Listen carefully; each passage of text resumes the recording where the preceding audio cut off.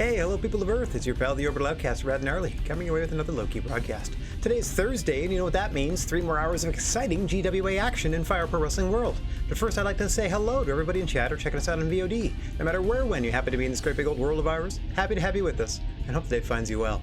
So I'm glancing down at my tablet there. What's up, Dork Shop? Don't even have my fancy transitions going. Hang on, there we are. Look at that. New big dumb face in the corner for when I don't have the cam active. Boop, but there I am.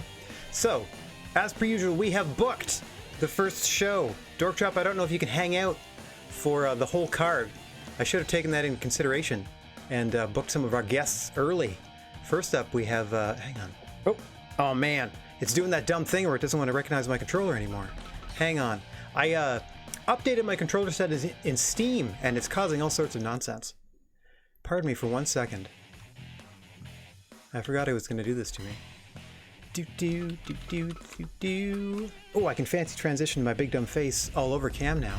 There we go. Give me just 1 second here while I reboot. Reboot the old poot. Well, at least the Fire Pro Wrestling World aspect of it.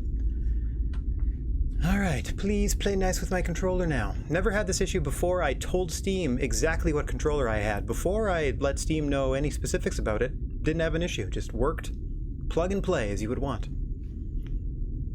I think we're, there we go. Should be okay to get back in here. Spike Chunsoft, thank you for your hard work. There we go. See, those 153 bits are all custom moves and edit pieces. Love it. Okay, back to Fire Promoter. Get ourselves all hyped up. Oh, geez. I tried to save it after everybody showed up for work. Because like I said, I got a few guests here. Yeah, everyone still showed up for work, so I'm still going to meticulously save just because. Okay, so just so I can whip through the card real quick. Just to double check to make sure that you're interested in checking out the VOD later, I guess, if you can't stay the whole time. Newly acquired Chris Bay gets a GCW heavyweight title shot against Thomas Walker, but we got some friends in the building as we're trying to dump the NXT titles to promotions that aren't ours. So Thunder Rosa is in from the NWA to challenge Xavier Woods later, and Kaito Kiyomiya from Noah is in to challenge Jack Howard from the MLW title, since the MLW crew can't get it done themselves. Quick shoutouts to Fun Size Munchkin and Watt Smith, by the way, for the follows. That's so nice of you. Creeping ever closer to that hundy. And as you'll notice here in our semi-main event tonight, since we're in Japan, I thought it only fitting that we bring in a ringer. Penta El Cerro M will be defending the NXT title against Kazuchika Okada later on in the show. So here we go. Oh, that's awesome. Happy to have you. Hope you're having a great day there, Watt Smith. I love Fire Promoter. I mean, I am playing it on easy, so it has been kind of a walk in the park, and I'm learning what I need to do for sort of the next iteration of GWA, but having a great time now. First up, as always, our opening matches for the GCW Championship.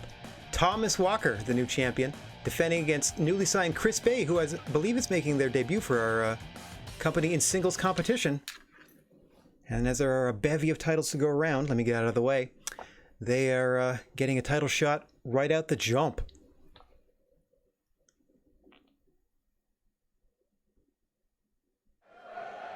As always, of course, the creature on feature head referee here in the GWA, Mr. Bigfoot. As you can see, our new sponsor, Burning Hammer, proudly displayed across the mat. I'm going to love that for the next 3 years of our existence. That's awesome. I'll miss the polar bear, but Burning Hammer, just, that's a wrestling term that needs to be emblazoned on more mats.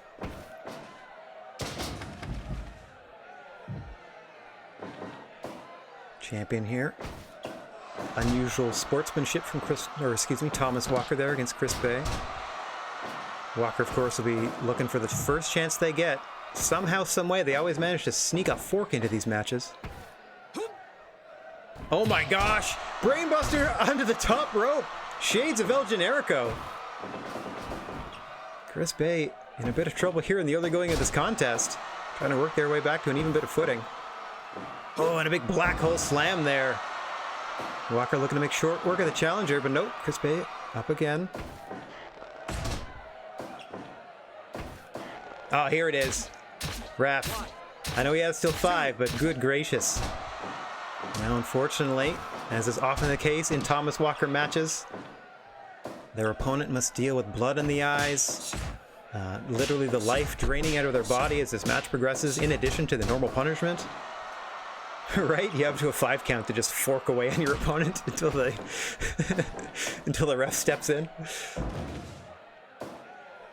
Don't worry about cleanup though. As you know, the canvas here in the GWA absorbs blood. It makes the fight stronger, especially now that we're sponsored by Burning Hammer. Yeah, Thomas Walker, the only cheat in the ranks of the GWA. Oh, no cheating about that Ushigoroshi though. The only one employing such tactics. We flushed out most of the sorts of competitors, as you see a 2 count there. Chris Bay, heck of a mountain to climb as this thing plods further and further on. Not a good opening 5 minutes for the challenger. Extra tasty Chris Bay. I don't know why you don't. I know it's like, what is it? I know it's not #1 stunner. Oh geez, I forget what his actual nickname is, but but it always kills me that it's not extra tasty Chris Bay. He has some nickname that's like forgettable because it's too long and it doesn't really it doesn't roll off the tongue at all. Anyway.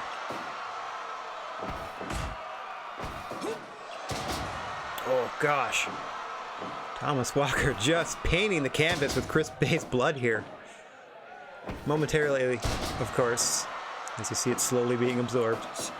Boom, hitting pay dirt once again, but Bay pops right back up.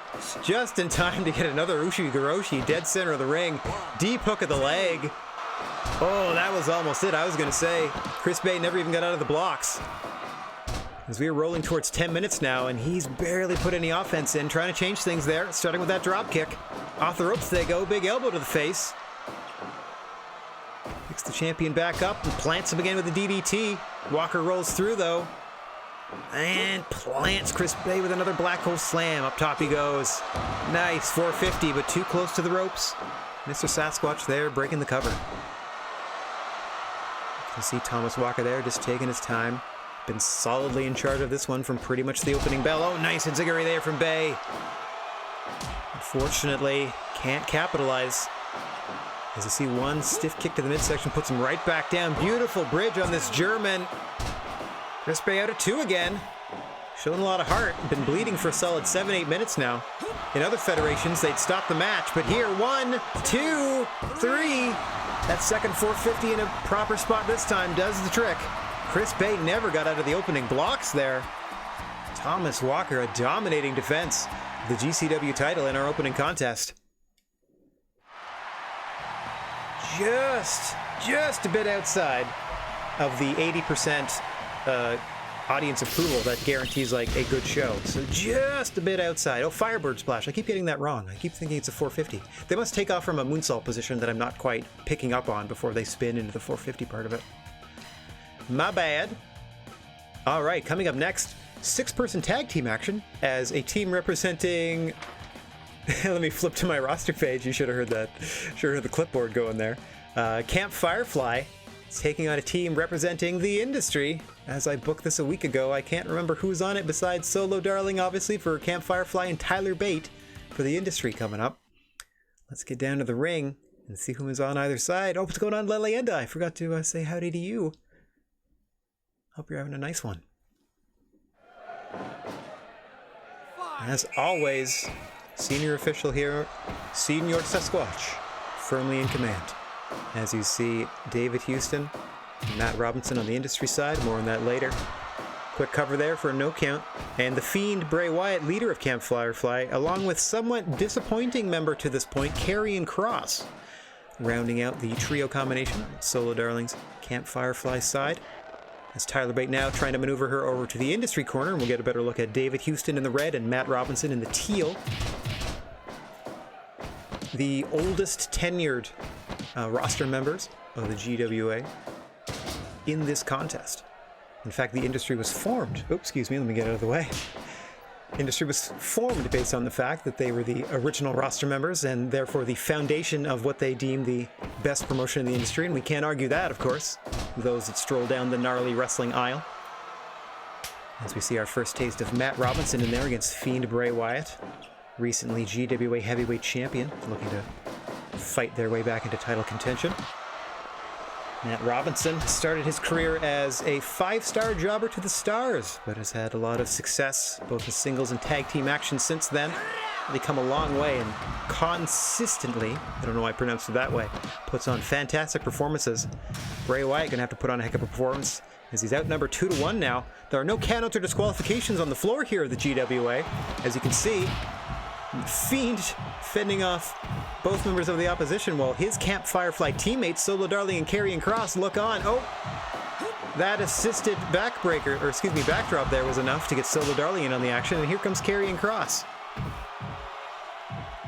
Immediately outpowered by Matt Robinson and then tossed aside. Meanwhile, back on the floor, Bray Wyatt doing their best to fight their way back into the ring. Of course, the referee powerless to stop this until Bray Wyatt returns to competition and we get the two legal fighters back into the GWA ring. There we go. Now things will settle down a little bit, but I hope they do break down shortly. As both men now slugging it out. Matt Robinson thinks he's done it with that rolling clothesline and allows him the opportunity to tag David Houston, but also allows Bray Wyatt to get the fresh man in. Fresh competitors on both sides. Karrion Kross there in the black against David Houston, one of the pillars of the junior heavyweight division. Countered there. One count for Karrion Kross. Oh, Paradise Lock now from David Houston. Of course, if you walk away from this hold, not quite effective, but if you're sitting on and pulling on all of the limbs of your opponent, quite painful. But if you're just sort of tied up and you walk away, there's no reason you can't just untie yourself. Hey, Prince Pepperoni getting a nicer spot. Look at that. Everyone will be enjoying a nice personal pan from Prince Pepperoni at the hotel after this. By the way, we got here to Japan today via the official travel agency of GWA, Zan Travel Agency, for all your international and domestic flights. Fly Zan. Why not? Paper airplane, not to scale. Kross and Houston back in the ring there. I can't quite make out our... Oh, looks like Monster Gains is another sponsor. Oh, I'm assuming that's some sort of supplement. Burning Hammer, I'm not quite sure what the product is, but just love the term as you see Solo Darling immediately locking in the Sharp Stinger.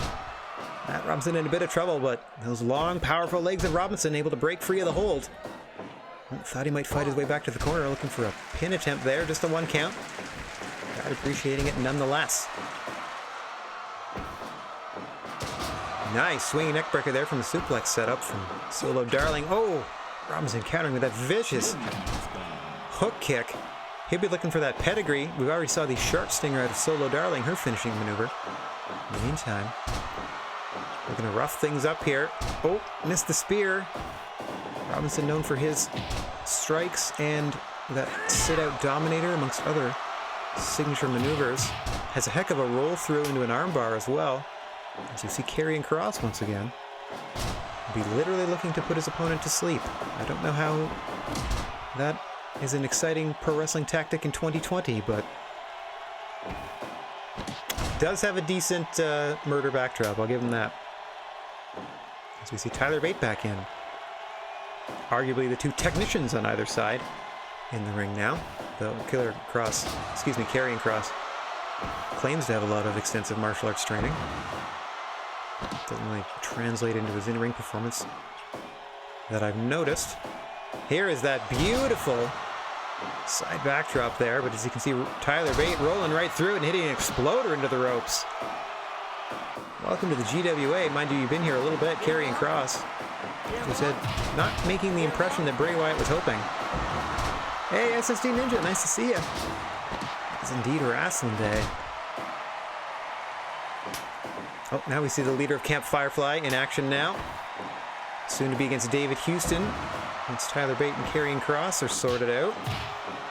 Oh, a couple of stiff shots. Drop Houston where he stands. Oh, wow. Off the ropes and around we go. Nice head scissor takeover there. Signature bit of offense from David Houston, but immediately mandible claw applied by Bray Wyatt. Wrong part of town, though. That burning hammer sign clearly dividing the halves of the ring. The industry side close enough to make the save. Bray Wyatt. Oh, amazing impact out of David Houston. Into the cover. 1, 2. Oh, almost puts Bray Wyatt down. Stunned the Fiend there. Oh, man. And then a half and half. Sending Houston to hang on. Rolled up. Beautiful job by the industry playing defense there. Almost puts Bray Wyatt away again. David Houston not trying to tempt fate a third time. Smartly taking it to Matt Robinson. I'm going to say, it was wise of Bray Wyatt to finally get Houston to the Camp Firefly side of the ring. But things have not gone Wyatt's way since. As you see Matt Robinson, 2 huge running knees off the ropes, which the Fiend just shakes off. Muscles his opponent into his corner. Back in comes Solo Darling. Quick Sister Abigail for Matt Robinson to think about on his way out of the ring from the Fiend there. Karrion Kross doing more harm than good to his teammate, distracting Solo Darling and throwing off her rhythm. Doing a good job putting herself between Matt Robinson and his corner to keep him in the ring. Back and forth they go, and up a huge rolling clothesline. Matt Robinson 2-0 in strike battles in this match. Able to get David Houston in there. Now trying to prevent Solo Darling to make a tag. Trying to keep fresh offense on one side of this contest over the other. Oh, dealing with the X Factors, David Houston into the Maestral Cradle. Crossroads interference. And then you see Karrion Kross there stealing Matt Robinson's pedigree in the middle of the ring. Giving him something to think about. As Solo Darling is able to tag out to once again the leader of Camp Firefly, the Fiend Bray Wyatt. Has David Houston firmly where he wants him. In the Camp Firefly corner, but is hit with another amazing impact. David Houston rolls him over. Wrong part of town, though. Easily broken up at 1. Thanks to Solo Darling there. Matt Robinson making her pay with that roll-through armbar. Referee powerless to stop that until Solo breaks the hold. Cutting down the options for David Houston to tag, though, as he's only left with Tyler Bate to tag in. Not saying that there's anything wrong with that. Hey, Bailey 9000, what's going on? You will be pleased to know that we have some friends on this show. They're... Oh, Sister Abigail! Rolls him over. But immediately broken up by the other industry members. As I was saying, we have some friends here on this show that'll be looking to take the NXT titles back to NXT, or at least out of the GWA. So we are trying not to be the robber promotion anymore. We have robbed from the rich. We're trying to give back to the rich. We are rich now, so we don't need it. Back and forth, these two teams battle. Karrion Kross in. Fresh meat on the side of Camp Firefly against Tyler Bate. Again, we said these are sort of the two technicians on either side of the team. Tagging back to Matt Robinson might be a better matchup for Karrion Kross on the industry side. Oh, no worries, bud. Happy to have you whenever you can show up. Stiff clothesline there. Might have done the job, but too close to the industry side of town. Nice. Angle slam. A high angle slam, let's call it.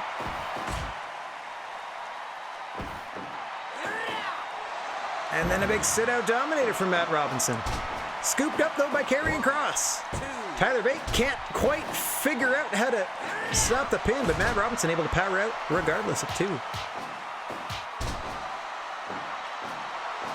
Well, we had a normal 10-match blockbuster in our first show, and then our second show I attempted to do a promotion versus promotion battle, and no one would take us up on the offer. So I ended up putting up like a 7-match card real quick that was just a lot of title changes in the second half of the card that should be reflected in our second show today. Or like the second card of last week, there were a lot of title changes. Not really so many in the first. We have a new world champion. Bray Wyatt is no longer your GWA champ. You'll see the title defended in the main event of this very show today. I mean, the first of 2 shows, that is. Off the ropes comes Bate again. Nice spinning kick. Bray Wyatt just sort of absorbs it, though. Who knows what that mask is padded with. If anything at all, he might just be impervious to shots to the head. As we crest towards half an hour of hard-hitting action, Tyler Bate with the Tyler driver, dead center. Solo Darling able to break that up quickly, scurrying over there. Save the matchup for the Camp Firefly side. Into the mandible claw, and immediately Tyler Bate tapping out Karrion Kross quickly into the ring to make sure to pose toward the end of the matchup. Nice work, buddy. That's the most significant contribution you made to your side. Regardless, Bray Wyatt asserting their dominance Camp Firefly picking up the win over the Industry in a 5-star barn burner. Nice rebound from the first match of the evening that only garnered 79% approval. Nice to trend upwards. All right, in our next matchup, Luchasaurus, hang on, I can be here for this. Luchasaurus is back from their second broken neck, and they immediately get a title shot against the man that broke it. The last time these two faced off, it was ridiculous. And this time, the Stardom Championship is on the line as Aleister Black defends against Luchasaurus. Let's get down to the ring. I'm so glad I remembered to book this. As always, the Creature on Feature, senior official here in the GWA, Mr. Bigfoot. You see Aleister Black sporting those spiffy silver trunks. That's right. Tail whip versus Black Mass. Last time, they just bludgeoned each other for at least half an hour. It was great. Well, except for the fact that Luchasaurus won the match and broke his neck. Here they are back now. Aleister Black obviously gone on to singles success, holding the Stardom Championship here. And here is Luchasaurus in their first match back in about 6 months. Staring across the ring with the man that put them out. Oh boy, oh boy. Early cover here garners a no count. Certainly, in under 2 minutes, something like that is just trying to test the cardio and the ring presence and awareness. See what sort of ring rust Luchasaurus still has. Might even be mocking Luchasaurus with an early cover attempt as Aleister Black. Ooh, nice knee to the chest there. Aleister Black obviously known for their striking game. Number of vicious ways they can hit you with that Black Mass. Luchasaurus, more of a power offense, but definitely has a lot of whip to that tail when they need it. I would say the biggest knock against a Luchasaurus is that some argue they don't necessarily have that, 4th or 5th gear to kick themselves into to really put themselves over the top and bring a match home. But as we said, they were victorious in the first contest of half an hour of these two bludgeoning one another. And it was only the fact that they were so grievously injured that they couldn't continue competing and earn future opportunities at the time. Obviously holding a win over Aleister Black. Them failing upwards, so to speak, in terms of coming back and getting a title shot right away makes actually perfect sense. Accidentally did some clever booking. So yay us. Solid suplex there. But you can see at only the 5-minute mark, Luchasaurus still trying to show how much they have left in the tank. Quickly getting up after each and every move, at least as much as they can. Aleister Black content to wear them down. Every pinpoint strike as vicious as possible. Oh, and another vicious combination of knees there under the chin of Luchasaurus. Might have been able to block that a bit with his chest. Who knows? Oh, didn't block those though. Rolling elbow combo to the face. Oh, there it is, Black Mass! But Black picks him right back up for more punishment.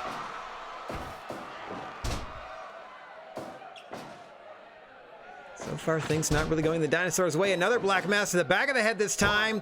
2. Solid kick out at 2 from Luchasaurus. Showing they're not done yet, but they got to get something going here. They're cresting the 10-minute mark. This is usually the part where one competitor starts to stand out above the other. Oh my gosh, another Black Mass to the face! 3, that is it! Holy moly! Luchasaurus has done so!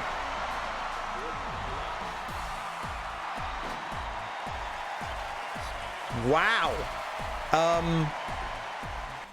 I was not anticipating that whatsoever. I think Luchasaurus may be permanently badly injured to the point where they can't go anymore. They did say the first time that they broke their neck that it was going to be a permanent thing they would carry with them for their entire career, and then they went and broke their neck again when they came back. Uh-oh. We may have ruined the dinosaur. Oh no. Okay. Alright, in our next show, in the second show that we'll be booking, I have Darby Allin penciled in to defend, what is their title here? The GWA Junior title, excuse me, only the second most prestigious belt in the company, against Johnny Gargano. So, in a little preview of that action, Camp Firefly teammates Alex Zane and Darby Allin are going to team up to face the Dragon Dojo combination of Johnny Gargano and Walter, I know one of these things is not like the other, so I would hope that Camp Firefly would do their best to try to keep Walter out of the ring, lest he just start tossing them around. Let's see how this plays out, though. Wow, that was wild. I gotta make a note to check on Luchasaurus's, like, status in general. I think Alistair may have, like, grievously injured Luchasaurus.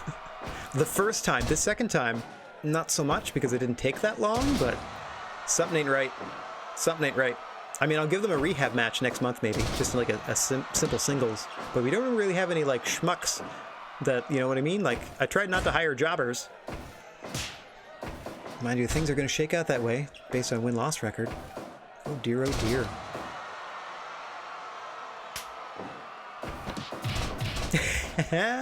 Fair point, Bailey. Yeah. Head kicks were definitely on the table. Hey, Luchasaurus knew that going in. As we see, preview of the championship battle that we're talking about for next month for the GWA Junior strap. Former champion Johnny Gargano getting a shot against current champ Darby Allin. Should be an interesting contest next month. Both champion and challenger looking to soften up the other in preparation of that here in this tag team match. You would have thought Darby would have chosen a more powerful or power-based athlete to team up with, but maybe there's something special to the strategy of employing an Alex Zane in this scenario. Let's see.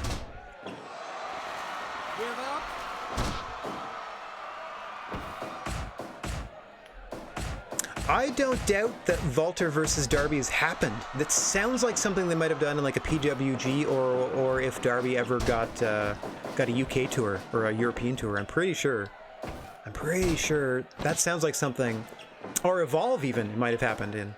Anyway, I feel like that's something that you could probably find.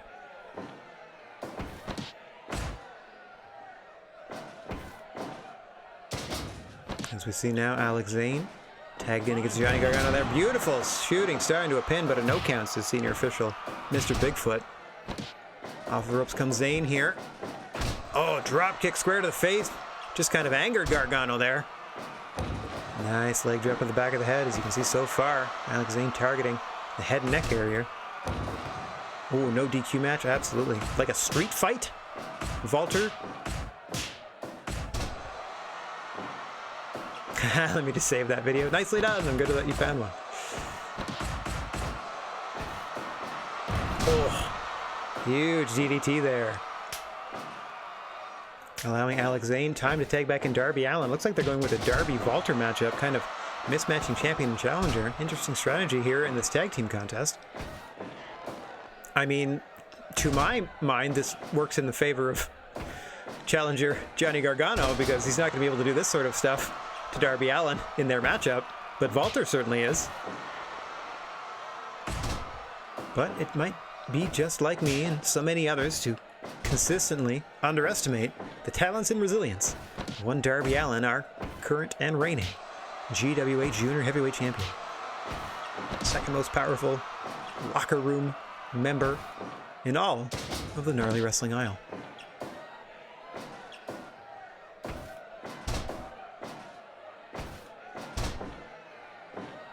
Darby Allin here trying to keep Walter disoriented with those quick snap mares. Oh dear. Nice hip toss there from Walter, allowing him time to get Gargano back into the ring. Let's see if Allin chooses to stick with him. Oh dear, probably not after that powerbomb. I was going to say. Let's see if he sticks with. Nope. Tagging it to Alex Zane quickly. Bot Smith, no, we are a strictly normal wrestling. Unfortunately, we don't do, like, we're using the Steam version, so we don't have, or not, it's not unfortunately, but we're using the Steam version, so we don't have any, like, mods or anything like that. Nice super kick into a pin, but you see Walter casually strolling all the way across the ring to break that up into the Gojira clutch. Darby Allin just looking on, kind of staring daggers at Johnny Gargano. Now might not be the time to play mind games. Darby, your partner's in a lot of trouble. So we don't tend to have a lot of death matches per se. The most I'll do is like do a 2 out of 3 or turn the DQs off. Oh dear. 1, 2. Oh, huge reverse right there. Oh, and a big spear from Johnny Gargano. Hooks the leg. Oh. very quickly there. You see Walter was standing, blocking any path. Very lucky to kick out. It's Alex Zane continuing bringing the fight to Gargano there. Missing wildly with that leg lariat. Now it's Walter and Zane. All hanging out here at the end of the alphabet. Now, Walter sending Zane out to the floor. This allows Walter free reign over Allen in the ring, but you see Allen countering there. No disqualifications or countouts on the floor of the GWA ring. Johnny Gargano and Alex Zane free to wail on one another. You see the Gargano escape on Zane now. Meanwhile in the ring, Walter just hit a vicious powerbomb on Darby Allin. Camp Firefly in a world of trouble at the moment. Things will continue in this chaos until Zane is able to re-enter the ring here. Well, essentially the GCW title is the Game Changer Wrestling title, which is a hardcore promotion in real life. Oh! Taco driver out of Alex Zane to Gargano on the floor, but then powerbomb after powerbomb to Darby Allin. Courtesy of Walter in the meantime. That must have been the game plan from the jump. Significantly trying to weaken Darby Allin ahead of that title match next month. Good gracious me. I feel like Thomas Walker would be a long-term GCW champion if we just turned DQs off constantly. That might be a fun thing to do. Thanks for the suggestion. I'll take it under advisement. Big powerbomb there. Oh, I thought that might have done it, as you saw Gargano able to run interference. Wowzers. You cannot discount the heart of Darby Allin kicking out of another vicious Walter powerbomb. You see an assisted one there. Gargano says this is it. Oh, thought he might have been setting up the escape there. But Allin is able to whip him into the corner. Up top he goes. Coffin drop, and he nails him. Whips him over again. He's in the wrong part of the ring, though. Johnny Gargano able to sway the momentum and get the heck out of there. Walter and Fresh immediately into a pin. Darby Allin may have winded himself with that flurry of offense. Oh, rolls him up. Oh, broken up there by Gargano. That could have done it. Darby Allin catching the big man Walter unawares there. Oh, nice butterfly suplex against the ropes. Darby Allin able to escape. Just some respite on the apron. Alex Zane getting the attention of Walter to lure him away from his partner. Now sending Walter back into the Camp Firefly corner. Up he goes. Nice 450 splash. 2. Oh, he had the ring positioning, but Walter powerfully kicks out a 2 there. Telling Alex Zane to really bring the thunder. And then responding with that hip toss. Or backdrop, what do you want to call it? Whoop. Nothing flashy about the offensive Walter. It is just brutal and effective as he puts every ounce he has. I describe him often as an iron golem, just constantly rolling forward. Gargano off the ropes. Another huge spear. Oh, into a dragon sleeper this time. That'll do it. Gargano tapping out, Alex Zane. A decisive win. To the side of the Dragon Dojo as you see Johnny Gargano and Darby Allin staring daggers at each other. These two are going to meet up next month for the GWA Junior Heavyweight Championship. Woo! A stretch plum, Not a Dragon Sleeper. A Dragon Sleeper with a step over is apparently a stretch plum. Good to know. A seated stretch plum, that is. Oh my, we have so many champions. We only have half of ours on display now, as you're about to see another title match. Here, let's... In the first match, you see the GCW champion was Thomas Walker. Our Stardom champion is still Aleister Black after absolutely dominating Luchasaurus. And coming up, we have the NXT Junior champion Xavier Woods defending their belts against friend in from the NWA, Thunder Rosa, in for a one-spot show, trying to take the belt away from our promotion. So, let's see how that goes. What I'm trying to do, just so you know, is get the NXT Junior and the MLW titles out of the GWA and hire the freelance, or at least bring in the freelancers that have the Smash and Smash Junior championships and get those on the GWA squad, because that promotion doesn't exist anymore. So I'll still have a bunch of too many belts, but I won't have belts from promotions that are still active in this wrestling universe. If anything, I'm hoping that having the titles for as long as I have and then getting them back will have somehow raised the prestige of the belts, and then everyone will be happy. Because I know all of the other American promotions hate me because I took their belts, and, you know, rightfully so. So I'm trying to make amends in a way to at least get them out of the GWA. As you'll see in our next contest, let's get down to the ring and see how this one shakes out. Thunder Rosa challenging Xavier Woods.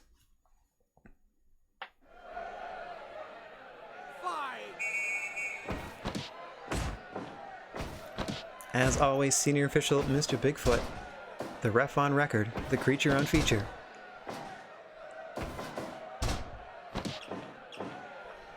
Let me do a quick rundown of the champions going into this card.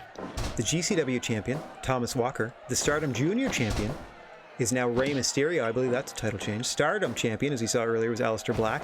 The GWA six-person champions are the Dragon Dojo team of Daniel Bryan, Daichi Hashimoto, and Jonathan Gresham. As you see, this is Xavier Woods currently defending the NXT Junior title. We're going to see the NXT title in defense later as Penta El Zero M is facing New Japan's Kazuchika Okada in for a one-shot. The Tag Team Championship will be defended later. Champions Samoa Joe and Naomichi Marufuji putting the belts on the line against the North, Ethan Page and Josh Alexander.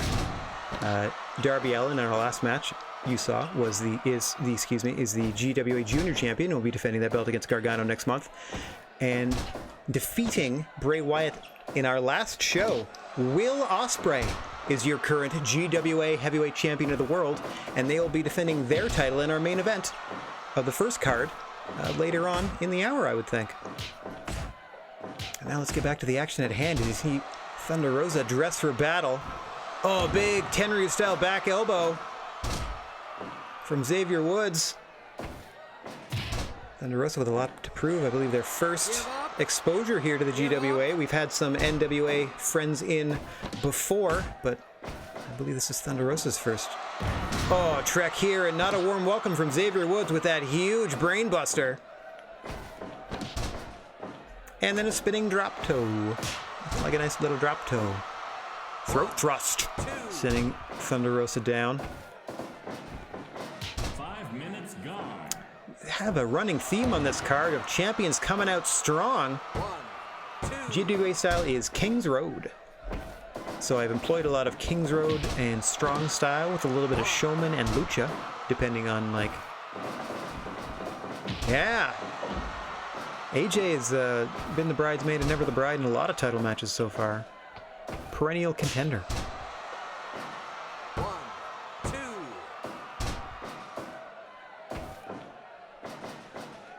Thunder Rosa unable to even execute a basic suplex. Xavier Woods again continuing the trend of dominating champions here as we approach our 7th minute.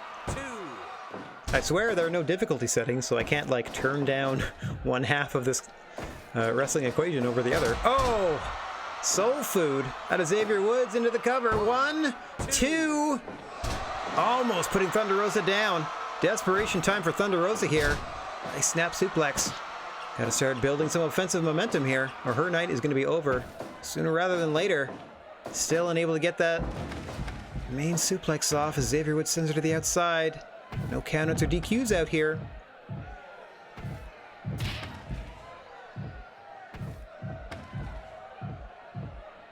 Crowd not really sure what to make of this one so far, but you can see their loyalty to Xavier Woods starting to shine through. Oh, nice, bud. Anyone fun on the card? Oh, as you see Thunder Rosa taking advantage of the no DQ rule outside, grabbing that chair. Perfectly legal. And I mean, I don't blame her. She's in quite the hole at the moment. You see, it just dazes her to get up. Champion smartly getting back into the ring. That's the only way you can end these matchups. Thunder Rosa looking to pick away at the champion's advantage. Turn a small bit of momentum into a large, rolling, unstoppable wave. A torrent of offense is what Thunder Rosa is hoping to eventually build toward. Xavier Woods doing everything they can. Oh, and that brainbuster will do a lot to make sure they maintain their advantage. Thunder Rosa appealing to the crowd here. What you got in mind? Nice snap suplex again.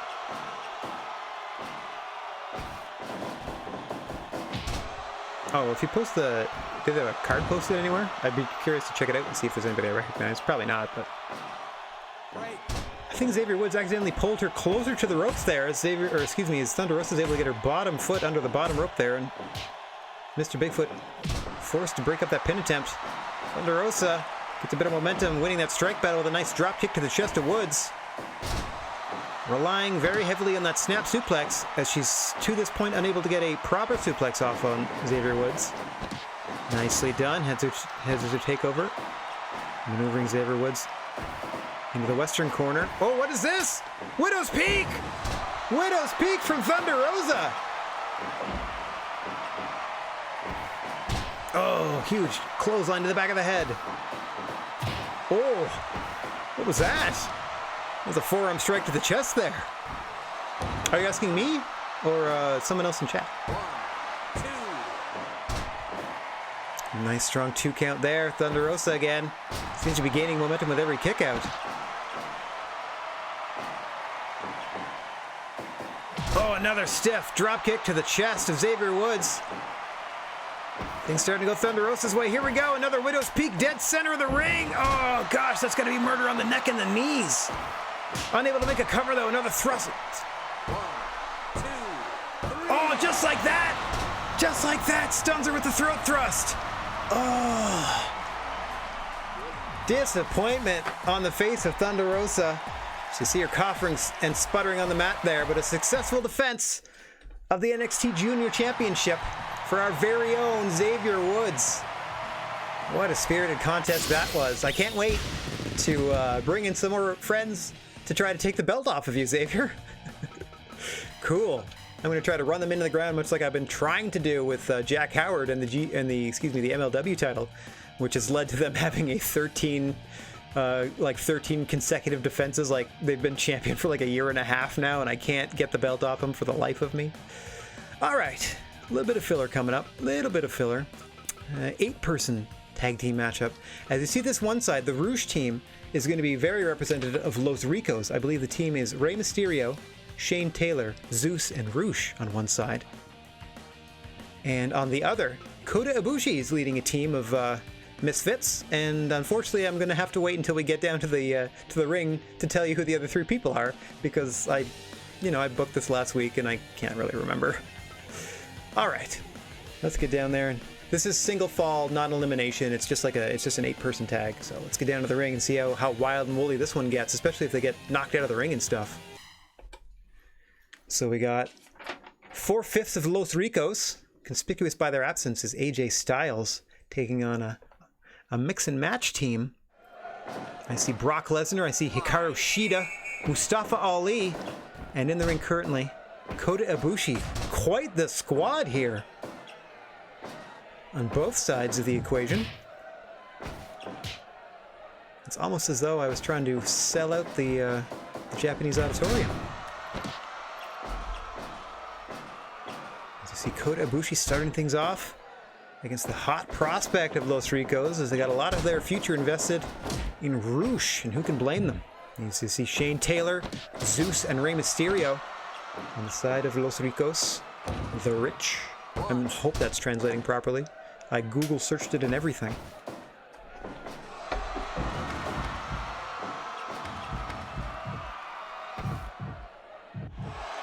Brock is very much here for the paycheck, and aware of his standing here in the GWA not being the best. Not as dominant as you would think. It's the competition just a little bit better here in the GWA. So Brock Lesnar, not the beast incarnate one would imagine. Certainly doesn't have the GWA career to rival his UFC and WWE accomplishments. So this is just kind of where he's at right now. Trying to find himself. Many thought he might align himself with several other talent and be the 5th stable, but Rey Mysterio's Los Ricos filled that void rather quickly. And so Brock, happy to be a man without an island. Oh, as you see a big suplex there. Impressive power from Lesnar, getting the big Shane Taylor up. Shane Taylor not to be outdone. Nice snap suplex before he tags out to the other powerhouse on the Los Ricos side, Zeus, who employs a vicious choke slam and jackhammer to put his opponents away. Interesting choice by Brock Lesnar to tag out to Hikaru Shida, relative newcomer here. Facing off 5 minutes gone against fellow country person Zeus.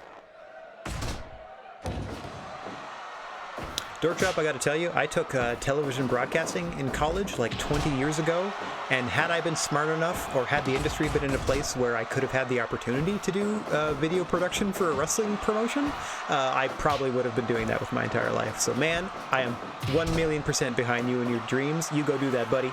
I shall live vicariously through your future successes.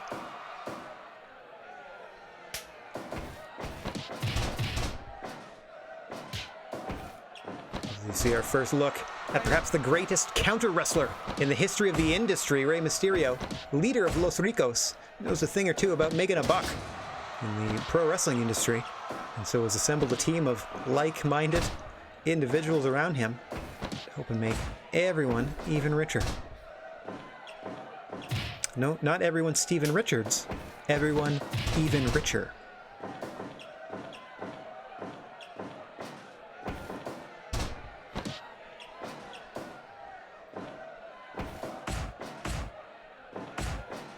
Oh, don't worry, Dork. I got ideas. I'll talk to you about that on Discord. We'll figure something out.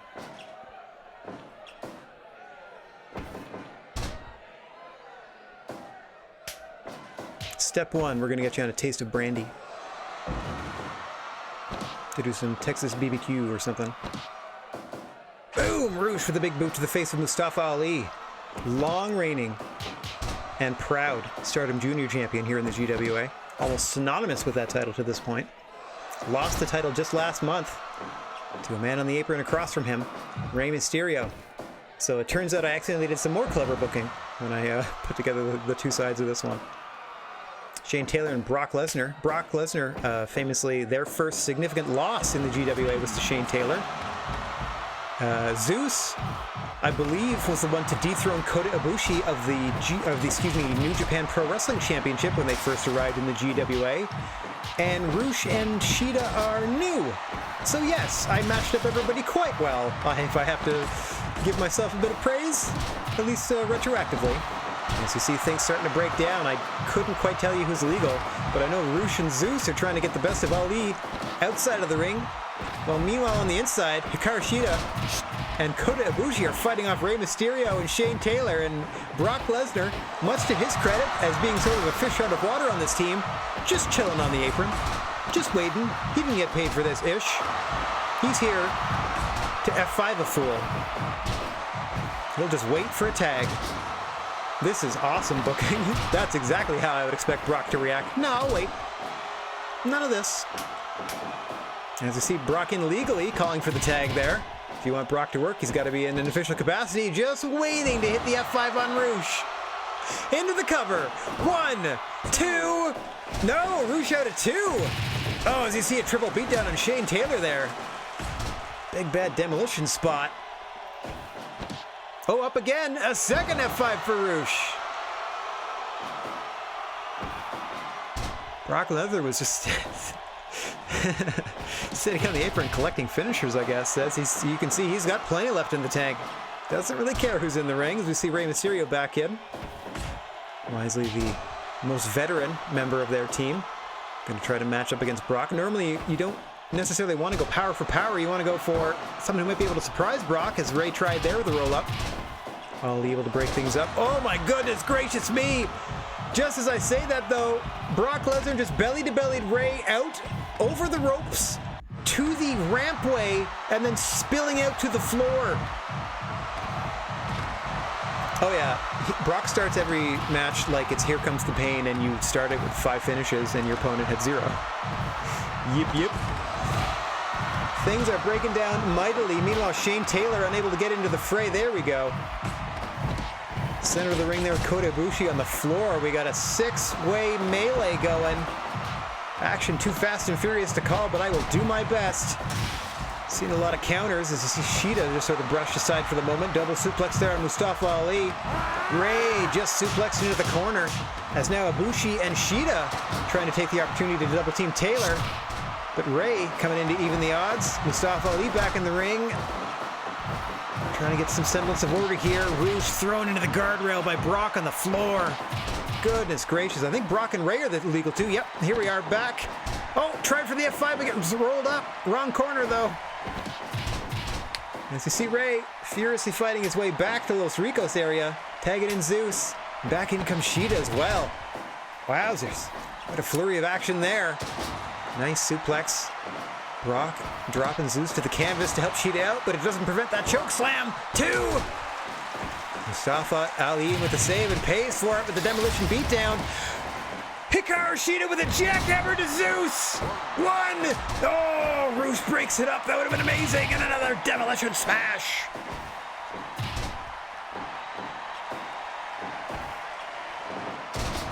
What power out of Hikaru Shida to get Zeus up for that devastating jackhammer. Oh, she does the deal. Falcon Arrow. Oh, almost puts Zeus down again. Huge drop kick to the small of the back. Trying to keep Zeus in her team's corner. Zeus, reluctant to walk away, can't help himself but engage in a strike battle with Hikaru. Oh, and a huge clothesline. Wins things for Zeus, allowing him the opportunity to get Shane Taylor in the ring now. And a huge double suplex is going to send Hikaru Shida out to the floor. Shane Taylor asking the crowd if this is what they want. Things are breaking down once again in this one. I gotta book more multi-person tags. These are an easy way to max out like, oh, 054 to Shane Taylor. Chokeslam to Kota Ibushi. As I was saying, a real easy way to max out like 100% crowd reaction. As you see another demolition smash attack from Mustafa Ali. Brock Lesnar in there matched up with Shane Taylor now. Huge suplex, keep him in his team's corner. Smart ring psychology out of Brock. Out of the ring he goes. Oh my goodness gracious me. All of them now. All 8 competitors here in this one corner. Yep. In and out they go. Oh, goodness gracious. As you see Kota Ibushi attempting a Golden Star Powerbomb, easily stopped as he's in there with 3 members of Los Ricos. Oh, a huge double underhook pile driver to Kota Ibushi. Oh, calling for the Kamigoye knee strike when he hits to Rey Mysterio. Meanwhile, outside the ring, Hikaru Shida and Brock Lesnar double teaming Shane Taylor. Another big backdrop suplex. From Brock to Taylor. Oh, and a stiff punch. Drops the Beast Incarnate. Recovers enough to belly-to-belly Taylor. In the ring now. Look at this wild melee. Who's legal? I think it's still Taylor and Brock. And now Shane Taylor goes again. German suplexed over the corner post.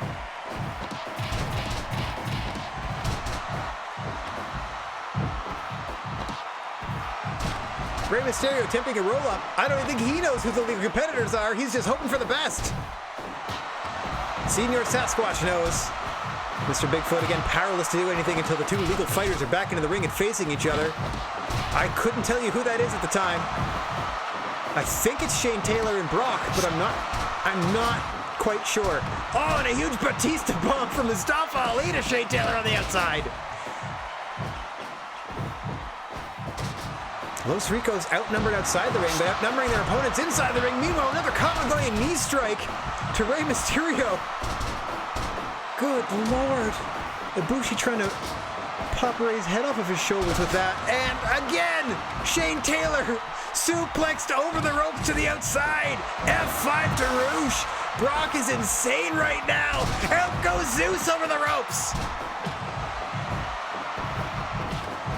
Someone is angling for a title shot.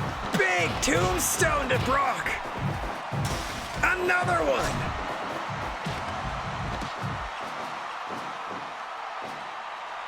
Tagging out to the real killer of his team, Hikaru Shida, who I think is now legal with Rey Mysterio. Here we go, and we're back to a tag match.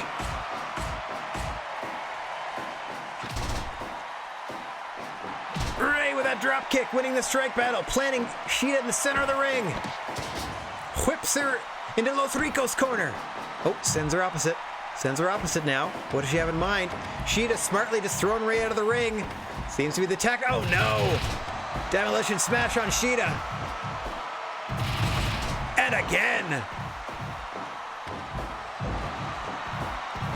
Shida getting the worst of things in the ring, trying to fight off the three Los Ricos members at the moment. Meanwhile, Ray. Oh my gosh, Ray getting worn out by Kota Ibushi and then getting his back cracked by Mustafa Ali. Oh, another Falcon Arrow by Shida on Taylor. Oh, there's a piece of table I didn't know that came into play at some point. Oh, Shida sneakily making a tag into Brock Lesnar just before she's hit with Taylor, made by Shane Taylor. Amazing work there. Now it is Brock and Ray, I believe, are the two legal competitors. Jumping clothesline there. Out of Ray. Yep. Brock trying to keep him into his corner, but nope. Ray able to escape. Tag in Roosh on the Los Ricos side. Running senton off the ropes there. Roosh smartly keeping Brock in Los Ricos' corner. Up top he goes. Huge double stomp to the chest of Brock Lesnar. Into the pin. 2. No. Brock is up and at him. And slugging it out. As we have passed 30 minutes of action here. Holy moly. Good thing they have a month off after these cards. Oh, suplexing Roosh to the center of the ring. Working his way into his team's corner is Brock Lesnar. Not as much mustard on that German as we saw in earlier attempts. There, that's more like it. Throwing him back to midfield. From Mustafa Ali now, who cracks Roosh's back for him. Nice elbow. Allows Roosh the opportunity to get Zeus into the fray. Zeus and Mustafa Ali now. Smartly done by Ali. Working Zeus over into his corner for the 054. 1, 2, 3. That's it. As Brock Lesnar looks on. Mustafa Ali pinning Zeus. Another unfortunate loss on the Los Ricos side. They don't have the winningest record, but good gracious, what a contest. Let's take a look at the percentage on this sucker. 96. I mean, I don't know what else you need to put it over the edge, but hot diggity, what a match. All for pride, that one. Man alive. Coming up next, we're back into the title picture as our GWA Tag Team Champions, Naomichi Marufuji and Samoa Joe, are putting the belts on the line against our own, I think it's the only like full-time tag team we have on the roster. Like, I specifically hired them to be a team. The North! Ethan Page and Josh Alexander. That's right, my Canadian bias is showing. As the North are getting a title shot, having not competed in an actual tag match. Well, they had a 6-person tag match on the last show. This is their first actual tag match in our promotion, and here they are contending for the one and only tag strap that we have on offer. What a way to start your GWA career. I'm very worried, as I can see my controller is flashing that it has low battery. I'm very worried that if it runs out and I have to replace them, that it's going to not recognize my controller anymore and I'm going to have to reboot the game again. Oh well, we'll deal with that after this match, I guess. As you see, the content creators doing their best to create the amateur wrestling headgear that Josh Alexander wears. Not a bad effort, considering they only have like paint and hair parts to work with, I think.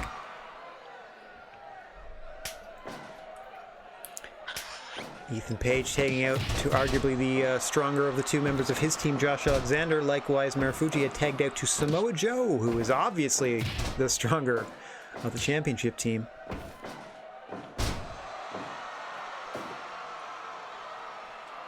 Quite the formidable duo would Naomichi Marufuji and Samoa Joe make in real life. I don't know if they've ever did a like a 0-1 no tag situation where it happened. Oh, as you can see, Samoa Joe and Josh Alexander just trading leather. Josh sent back into his corner. Thought we might have seen an ST Joe or a Muscle Buster set up there, but nope. Joe working Alexander back to the center of the ring. You know you have to at least try to get your opponent in your half of things, and it's easy to delineate where that is thanks to our new Burning Hammer sponsorship in the center of the ring. Try to make it harder for your opponent's tag team partner to make the save. As you can see, Marufuji tagged in there and a nice double team powerbomb on Josh Alexander on his way into the ring. 5 minutes gone. Champion's firmly in control at the 5-minute mark. Josh Alexander tagging into Ethan Page, looking to make some monster gains in terms of the offensive output of this matchup. If you're looking to make monster gains of your own, try Monster Gains. They paid me a lot to say Monster Gains 5 times in this ad. Monster Gains.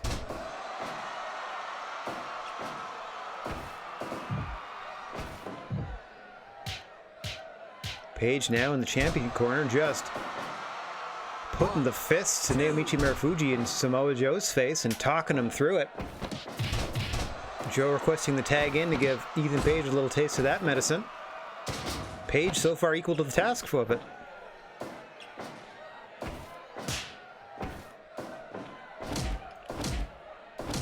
Slow and steady is wrestling Ethan Page at the moment.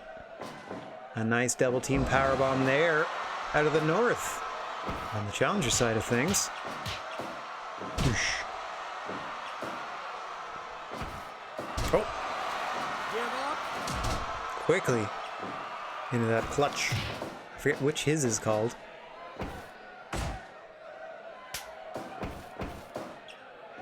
And another assisted powerbomb variation there. Working the back and neck of Samoa Joe at the same time. Ethan Page has that spinning Dwayne finisher, that rotating rock bottom. Josh Alexander employing a tombstone variation, so working the back and the neck. Smart move by both these competitors so that they can hit either their finishes at any point and do maximum damage. Smart tag team strategy. Working tandem offense, even when they're the only competitor in the ring from the north. As you see, Joe had enough of Ethan Page at the moment, tagging out to Marufuji. Trying to change the championship squad's fortunes at the 10-minute mark. As now the challengers are starting to show a little life. Smartly and quickly tagging back and forth. Trying to keep fresh man in on the action. Wear down both sides of the championship squad. Take those belts back up north. Marufuji with a reversal. Unfortunately unable to get any offense of it there. Nicely done. Oh, thought he would have placed him out of the ring, but Josh Alexander just holding on there. Smartly gets him back into the North's corner. Tagging it out quickly are Page and Alexander here. As you see Page holding Marufuji for that rolling elbow strike. And then a lariat to the back of the head there. Oh, and a big thrust kick. It's almost a scissor kick there, excuse me. Let's just call it a big boot. Back in comes Joe. Naomichi Marufuji. To shake the cobwebs out of their brain hole. On the apron there. Oh, there it is! The spinning Dwayne on Samoa Joe! That rotating rock bottom gets a lot of momentum build up. Finding Joe now with a DDT. Page thought that was it. Luckily, Marufuji able to turn around quickly and get back into the action. Break up that pin attempt. Josh Alexander back into the contest. Oh, the rolling hills. Love that move.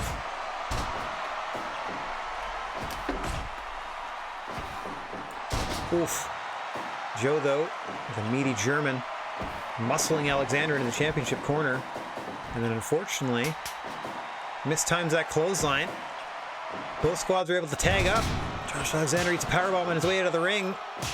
Marufuji and Page back at it. As I get ready to test new batteries in my controller and see what happens. Nice! Powerbomb in the center of the ring. Joe easily able to stroll over and just kick Page in the midsection to break that up. As you see a second spinning Dwayne there. This one to Marufuji. Joe's got to tag up. He might have enough time. Oh, Marufuji out at 2, though. Joe could not have run interference. North almost stole it there, but Marufuji able to power out at 2. Oh, spin him into an Emerald Frozen. Page somehow absorbs the blow and is up first.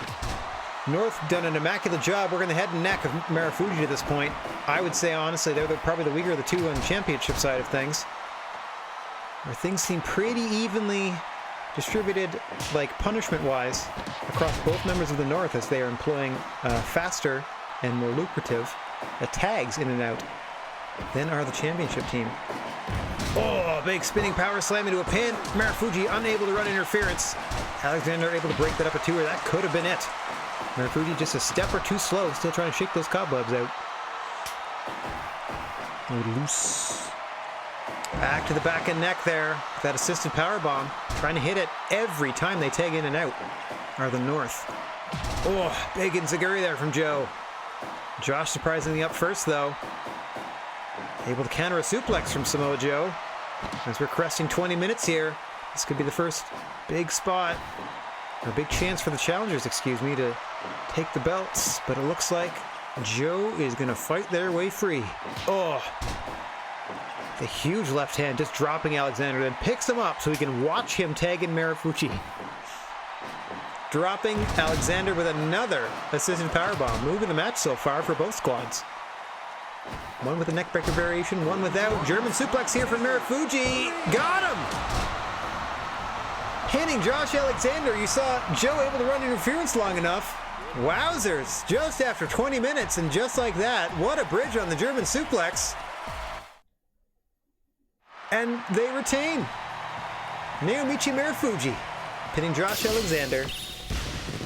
And your tag team championship remains with Samoa Joe and Marufuji. I don't even know if I've been saving this whole time. Okay, coming up next, we brought in some more friends to try to take the MLW championship from Jack Howard, who is, I think this is, if they're successful, their 14th or 15th defense in a row. All right, Dork Chop, thanks, buddy. Thanks for hanging. Have fun with your new Cyberdong. I mean that. As we have Jack Howard here, our longest tenured champion in company history. Mind you, they're champion of a defunct company. Or sorry, it's not a defunct company. They're champion of a company that's not ours. They're putting the MLW title on the line against Pro Wrestling Noah's Kaito Kiyomiya. So we are now very much expanding whom is coming in to try to take these belts off of out of our possession. Like, once they're out of our organization, I feel like I'm good. If they eventually make their way back to the organization they belong to, great. If not, it's the wrestling world. I'm sure they have better relationships between those other promotions than I do with the American promotions that hate me, so they might have a better chance of getting their belts back if they are associated with, say, a Pro Wrestling Noah or New Japan Pro Wrestling, wink. So let's get down to the ring and see how Kaito Kiyomiya fares against the almost unstoppable Hollywood hunk Jack Howard.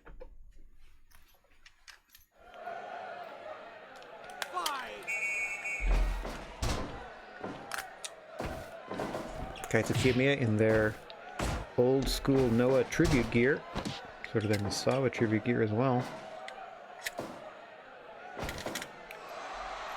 Crossing my fingers that it doesn't get mad at me for changing the batteries in my controller. I think we might be okay. Hollywood hunk Jack Howard, leader of the industry. One of the early prominent GWA heavyweight champions in our company's history. Founded the industry when he thought, at the time, the roster had blown up to like 12 people. And he felt that the original 4 remaining members of the roster that started with the company weren't getting enough credit, weren't getting the opportunities that they deserved. So formed the industry, the first stable here in the GWA, starting a run of, we got 5 of them now. So original Fire Pro created wrestlers Jack Howard, Matt Robinson, Thomas Walker, and David Houston were the original 4 members of the industry, and the only 4 members of the GWA roster not to have a real world wrestling counterpart. They have recruited Tyler Bate, who was the second ever hire in GWA's history, as their 5th and final industry member, as we have a moratorium, or we have a limit of, well, I placed an unofficial limit of 5 members per stable, just to try to keep things manageable. much as Kaito Kiyomiya is trying to manage the onslaught of Jack Howard in an effort to unseat them as MLW champion and take that prestigious title with them to Pro Wrestling Noah, as you see Jack Howard employing a rodeo stretch there. One of the more unique looking moves in Jack Howard's offense. Of course, they have a vicious package pile driver as their finish. Kaito Kiyomiya employing a tiger suplex variation. Off the ropes, he sends Kaito there, but oh, nice butterfly with a bridge. Another signature move out of Jack Howard's catalog, getting a 2 count there from senior official Mr. Bigfoot. Back to the rodeo stretch he goes. Working on the limbs is Jack Howard. Kaito Kiyomiya countering with that scissored sleeper time and again too, trying to wear Jack Howard down. Not an unwise move. Jack Howard defends this title month in, month out, and somehow you would think he would get worn down, but it's only seemed to make him stronger every successful defense.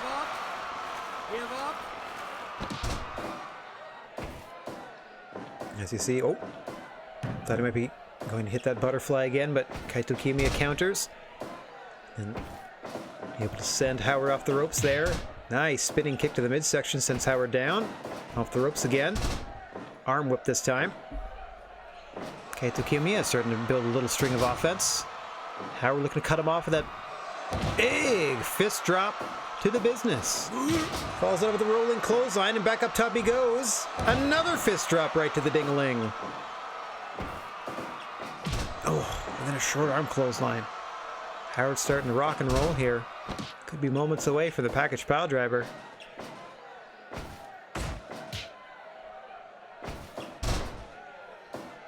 Perhaps my facilities are too good, and everyone recovers too well. My champions are just too powerful. Ah, huge main event spinebuster from Jack Howard into the double hand press cover. Strong kick out at 2 from Kaito Kiyomiya, but the crowd not quite believing in the young man yet. You see them solidly behind, or hear them rather, solidly behind Hollywood hunk Jack Howard. Huge TKO, the Pro Wrestling Noah superstar. Nice elbows there. Shades of Mitsuhara Misawa there. But another TKO. Oh, both men up at the same time. Plenty of fight left in Kaito Kiyomiya, it seems. Oh no, Jack Howard with a huge brainbuster. Unable to pin right away and has to drag his opponent away from the ropes. Let's see if this factors into... Oh, wisely decides not quite the time for the pin there. Oh, and a pop-up powerbomb. Seems to be getting him in position for the package pile driver as he usually likes to run out of the corner. Oh no, butterfly with the bridge again. Center of the ring. Kiyomiya just kicks out. Oh, into the rolling Germans. Too close to the ropes this time. As you can see, Kiyomiya's arms clearly under the bottom rope there. Right? It's mostly just Jack Howard. His dominance as champion is ridiculous. Like over a year now as MLW champion. Gone through their entire roster like once in a bit now in trying to defend. There it is! What a beautiful tiger suplex, but again, unfortunately, too close to the ropes. What a bridge on it, too. And then Jack Howard just boots him to the canvas and says, oh, what me worry. Oh, another big vicious TKO from Howard, but both men are down. Challenger up first. Misses wildly with an elbow strike.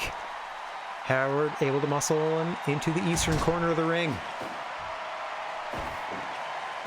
Oh. Kiyomiya going for the tiger suplex again there, but Howard able to counter. Into the rolling Germans a second time. No ropes to save you. 1, 2, 3. Jack Howard, an unstoppable winning machine as the MLW champion. A valiant effort, though, from Kaito Kiyomiya. Crowd loved it. But that series of triple Germans seals the deal. And Jack Howard, once again, successfully defends the MLW Championship. My word. Okay. In your semi-main event, as I said, we're trying to spread the NXT titles out into the wrestling universe and away from this little corner of the gnarly wrestling aisle. To that end, we've invited a buddy of ours, New Japan Pro Wrestling superstar, Kazuchika Okada, is coming in to fight representing the Demon Club and current reigning and defending NXT champion, Penta El Zero M. A match I do not believe has happened in real life. Would be a heck of a barn burner. Shout out to Penta El Zero M. Hope you heal up soon, buddy. Apparently you were injured before last night's Dynamite, and that's why they did that table spot to take you out of that match early. Anywho, at least that's what the scuttlebutt is. Let's get down to the ring and see how Kazuchika Okada fares against Penta El Zero M. See if someone can make it rain while they're here. This is, of course, an official New Japan Pro Wrestling edit, one of the few perks of Fire Pro Wrestling World. Mind you, you have to pay for it. It is available as DLC. But I feel they've been pretty faithful. They made little cartoon versions of their faces and everything. Did their moves as best they could. Nice drop kick to the face there to start things off. As you can see, both men wearing their fair share of gold-ish. More traditional gold for Kazuchika Okada, especially in the boots. More of a honeyed gold for champion Penta El Zero M. Repping NXT with that black and gold at the moment. Oh, as you see, an early tombstone attempt by Kazuchika Okada thwarted. Off the ropes he goes again. Drop kick to the face. Okada has a number of drop kick variations, and all of them are a sight to behold.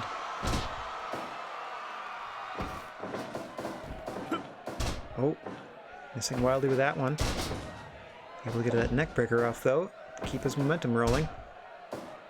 Penta is one of those wrestlers that is here for a good time and not a long time. Tends to try to finish their matches before the 12-minute mark. See if Kazuchika Okada can withstand their offensive onslaught until then. And make with the Rainmakers.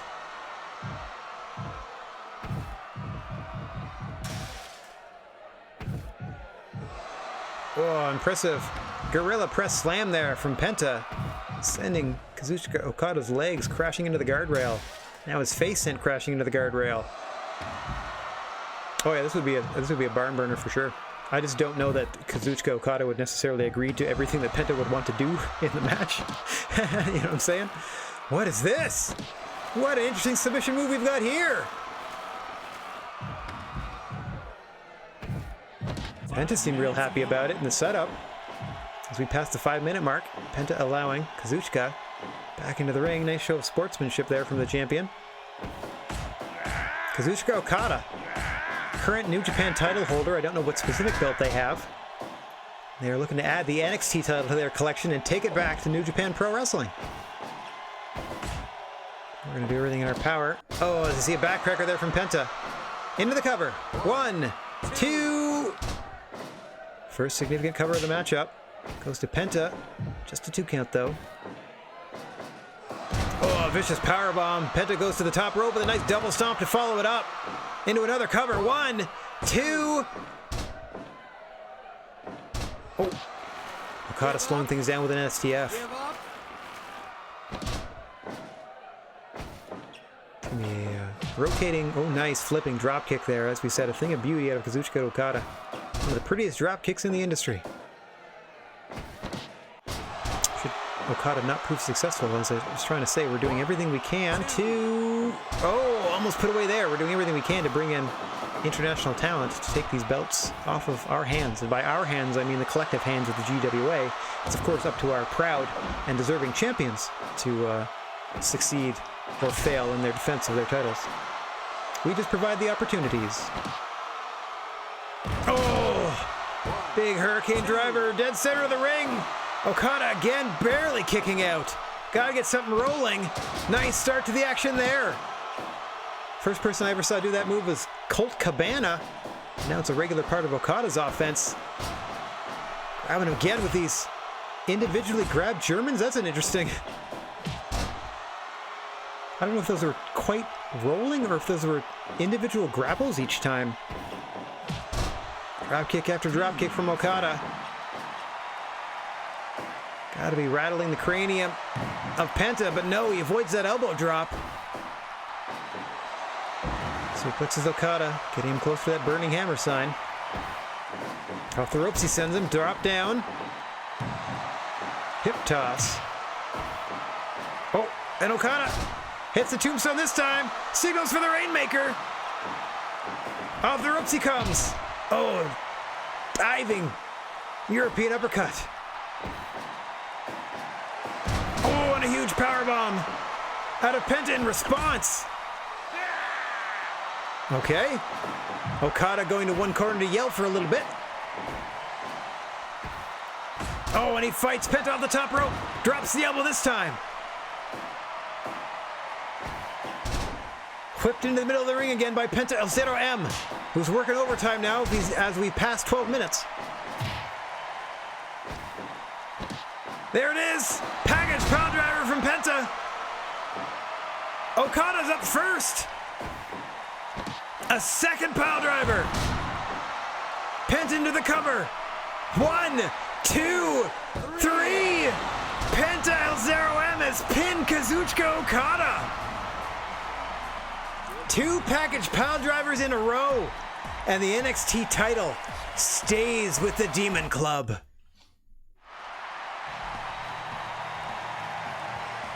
Not the match I was expecting, but as you can see, Penta likes to wrap these things up early, so Okada could not handle anything more than 13 minutes and 14 seconds of Penta El Zero M as the package pile driver helps him successfully defend the NXT title.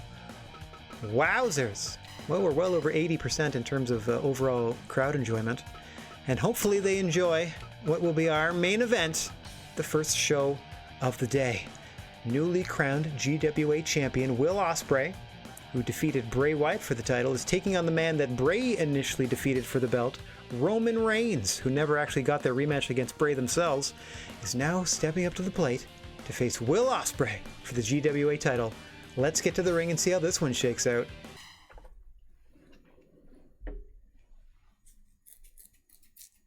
Yeah, Penta's been here for ages. They've had some pretty good matches. They've had some long runs with some different titles. Yeah, they've been a mainstay for a long time. Well, I gotta say, Penta's already a champion, so if they as soon as they shed that NXT title, they will absolutely be in line for some GWA opportunities. Unfortunately, I can't put more than one. Yep, he's a former tag champ with Tony Storm and with Finn Balor, I think, too. Unfortunately, I can't put more than one belt on the line in a match, or else I would have consolidated a bunch of titles and stuff already. Like, I would have made a GWA Triple Crown, like, right out of the gate, or as fast as I could, you know what I mean? So it's a little tricky juggling them all. But absolutely, Penta one day will for sure be in contention to the GWA strap. See Roman Reigns starting things out slow here against the physics-defying Roman Reigns, or excuse me, against the physics-defying Will Ospreay. Roman Reigns very much uses the physics knowledge he has to his advantage as he hurtles himself bodily toward you with most of his signature offense. Will Ospreay can do things that you shouldn't be able to do as a human being, but here we are.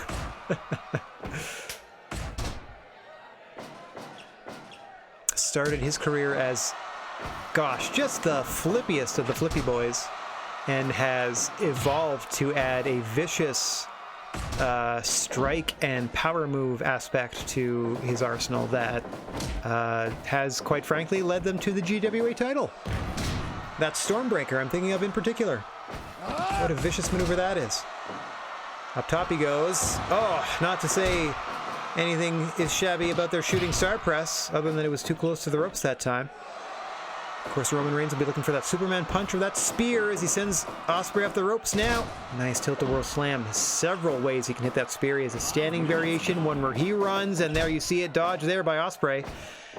His most devastating variation comes out of the corner, but it's very rare that he pulls that off in matches, I've noticed.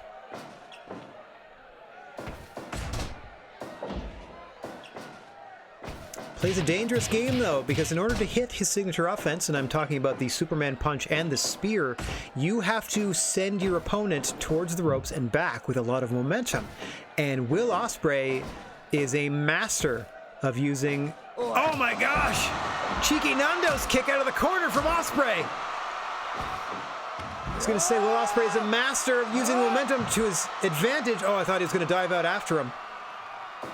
But smartly, Will Ospreay, now that he is championship material, saving his body a little bit of hurt, smartly going to the center of the ring and waiting for challenger Roman to come to him. So see him off the ropes there. With a nice jumping knee strike to the chest of challenger Roman Reigns. Off the ropes he comes this time. Oh no.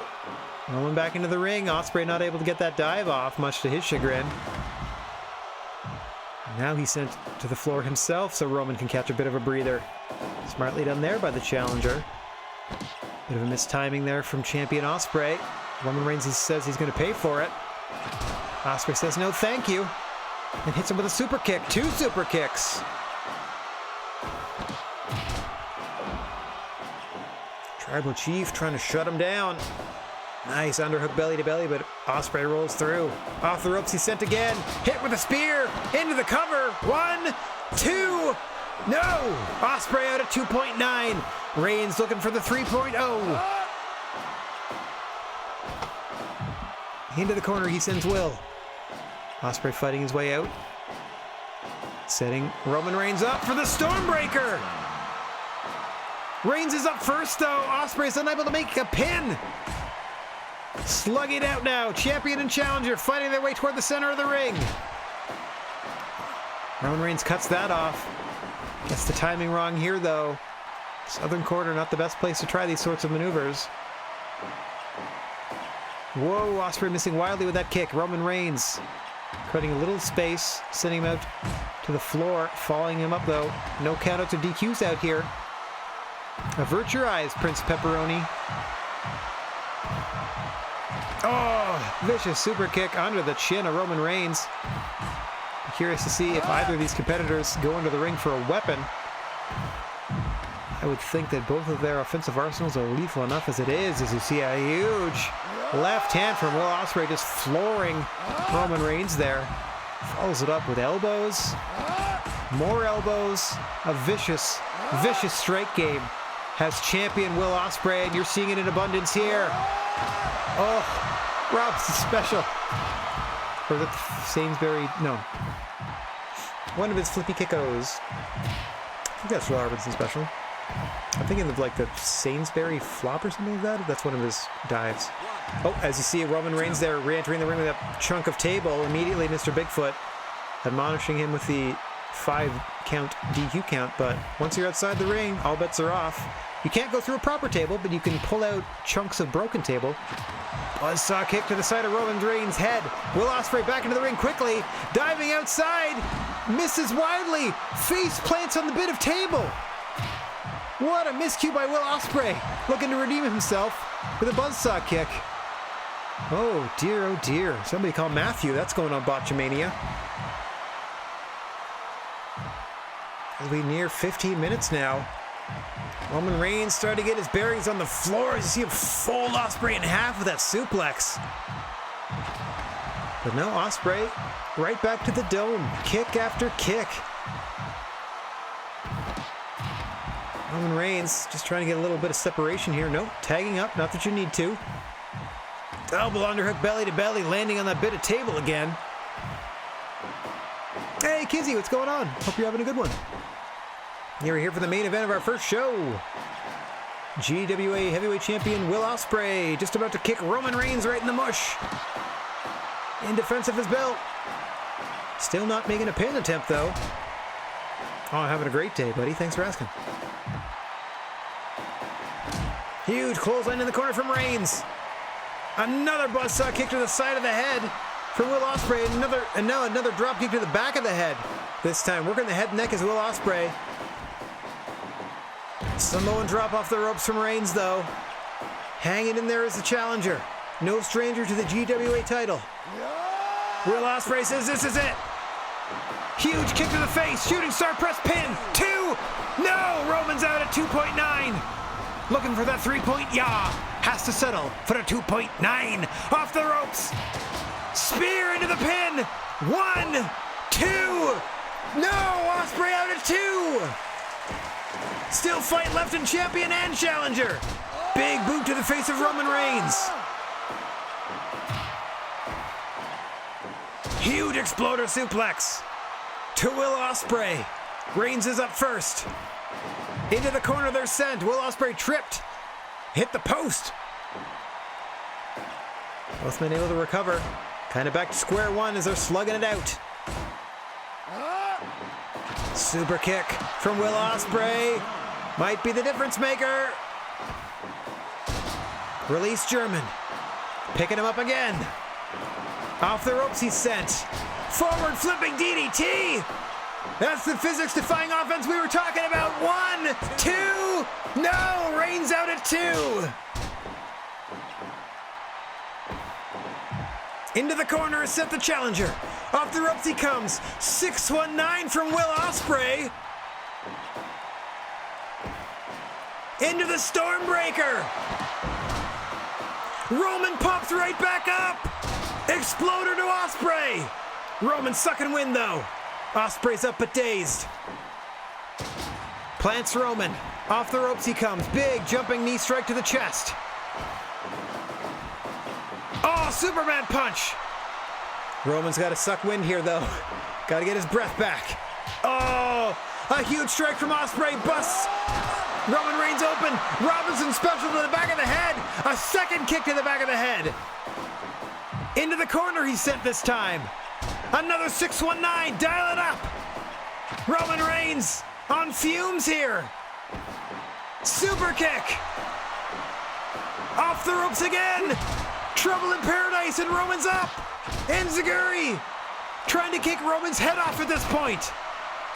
Rolls him over. 1, 2. No, Roman kicks out. Another Enziguri.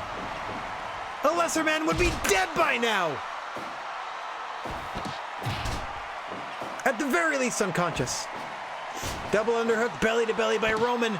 Hurdles Will Ospreay into the turnbuckle pad. Super kick. Oh, thrust kick to the side of the head that time. Off the ropes. Roman Reigns can't get the timing right there. See the blood rushing into his eyes. Off the ropes again. Superman punch. Getting his win back. Allowing Ospreay to recover. I don't think Roman Reigns really has a choice at this point. Doing everything he can. Fighting with everything he's got. Robinson special to the back of the head. As you see the canvas absorbing the blood of Roman Reigns. It just makes the fighting stronger. What a main event we have for you today as we approach 30 minutes. Huge exploder from challenger Roman Reigns to GWA heavyweight champion Will Ospreay.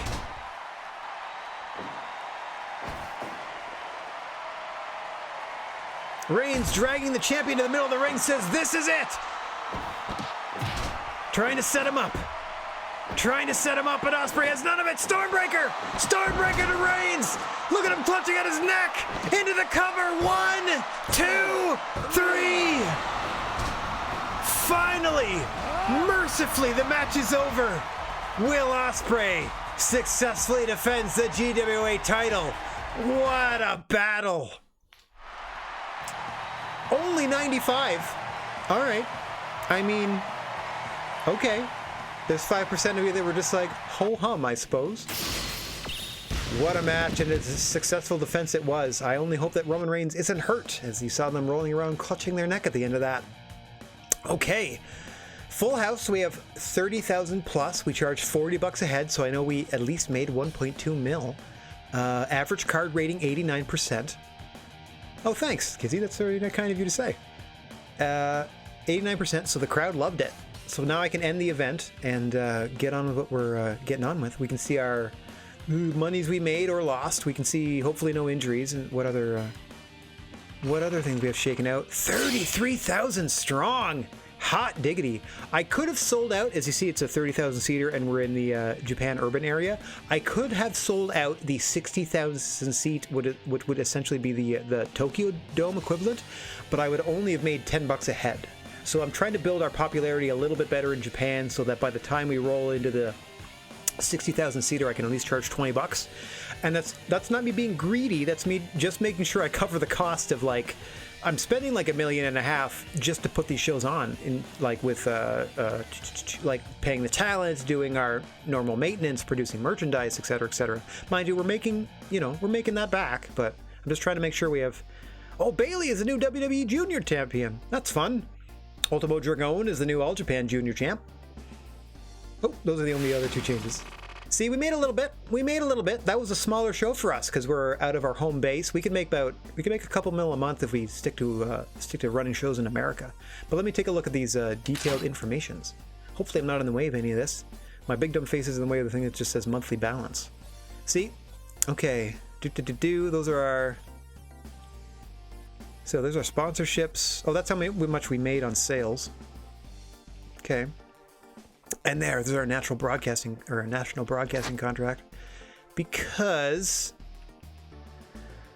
okay, guest wrestlers, yeah, venue, advertising, guest wrestlers. Pretty close, but we did okay. Thanks. See, that means All Japan's interested in working with us, not specifically that they want us to have a 6-man tag team tournament. That's weird. Is that it? Nothing of note? Is everybody okay? If anyone gets hurt, like actually injured, they'll put up a screen for it. Oh, Ruas. I think that's Arturo Ruas, I believe. I'm not quite clear on that first name. Okay, we have to send another scout out. Looks like they found Sean Spears in America. You can keep looking. Naito left New Japan. Oh, Thomas Walker wants a raise. Let me start making notes here. I got my clipboard out. Okay, let me start dealing with people. It's kind of awkward to do this around the microphone, but let's... AJ wants a raise. I didn't even use them last month. That's probably another reason they're mad about it. Okay, Gino Valletta from All Japan wants to come in. Okay. I still have 3 championships that I need to get rid of, so absolutely, come on in, bud. Okay, Gino Valletta is in. So that's one of our championships. Ready. Let me do my training center repair. I also upgraded a few things for the training center before the last show as well. As you can see, I'm trying to get at least $60 million in assets so that I can expand the gym and have at least 50 left over. Just to have a good cushion. We started, by the way, with $200,000 in total. And now our monthly expenses are almost double that before we even worry about booking an arena. Like, that's just to pay the talent and keep the lights on. We're paying $384,000 a month. Okay, how are we doing merchandise-wise? Blew it all out. That's what I like to see. All right, let me look at our sponsor contracts and see what they are. Burning Hammer is the energy drink. Okay. Yeah, pizza. It is a supplement. Okay, so we only have the 3. Usually we have a 4th option that goes in the back of our ring posts, but we don't have that anymore. Okay, Burning Hammer energy drink. Love it. Not quite the cash cow that we would want, but we do have $300,000 a month for putting on TV shows. Yeah, Naito just quit New Japan, so I have some decisions to make because I have a full roster at the moment, but I also... Let me check my broadcast contract. What is my... Must perform an event. Okay, I can't take any time off. That's no problem. What else can I do? Human resource. Oh, let me do these consultations first. Thomas Walker, and I am paying these industry people like nothing. Like, look at their salary, $1,200. Look at everyone else making way more. No problem, bud. Maximum raise. You can have almost $2,000 a month now. Yeah. Now AJ over here in Los Ricos, excuse me. Look at them making $20,000 a month. Oh, making $30,000 a month, making $26,000 a month. Bit of a talent price disparity, but I don't think they talk to one another about these things. Okay, while I'm here, let me do scouting real quick. Lucha or hardcore? Let me find a hardcore in Latin America. Go for a year. Just go until you find somebody. Kings Road, America, a year. So that means Sean Spears is Kings Road, which at least fits with our promotion style. I just like that they're available. I just like keeping these scouts out there so that these people are available for the wrestling world at large to Okay. Broker contract. What does that mean? Oh no, nothing like that. Wow, look at there. These weird popularity numbers. Nobody's in an A, huh? Nobody.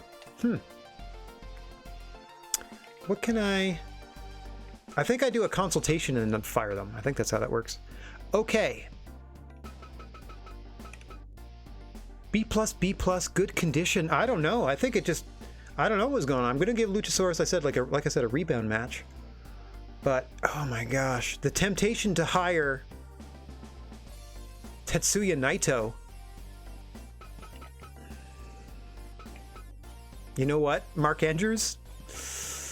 No, this will upset our heavyweight junior balance, won't it? Oh, you know what? Cash Wheeler? How old is Naito? I can't even look. I can't even look. Until I, Okay, this is going to be risky, but I'm going to fire Cash Wheeler and see if we can hire Tetsuya Naito. Thank you for your time. You are in amazing condition. You've done well for us, but quite frankly, I find your match styles are a bit boring for us. We're going to try to bring a little Destino to the company. So, thank you very much. All right, we have released Cash Wheeler. Now, Human Resources let us free agent Japan. Tetsuya. Oh, look at them being beat up. Don't worry about it. Don't worry about it.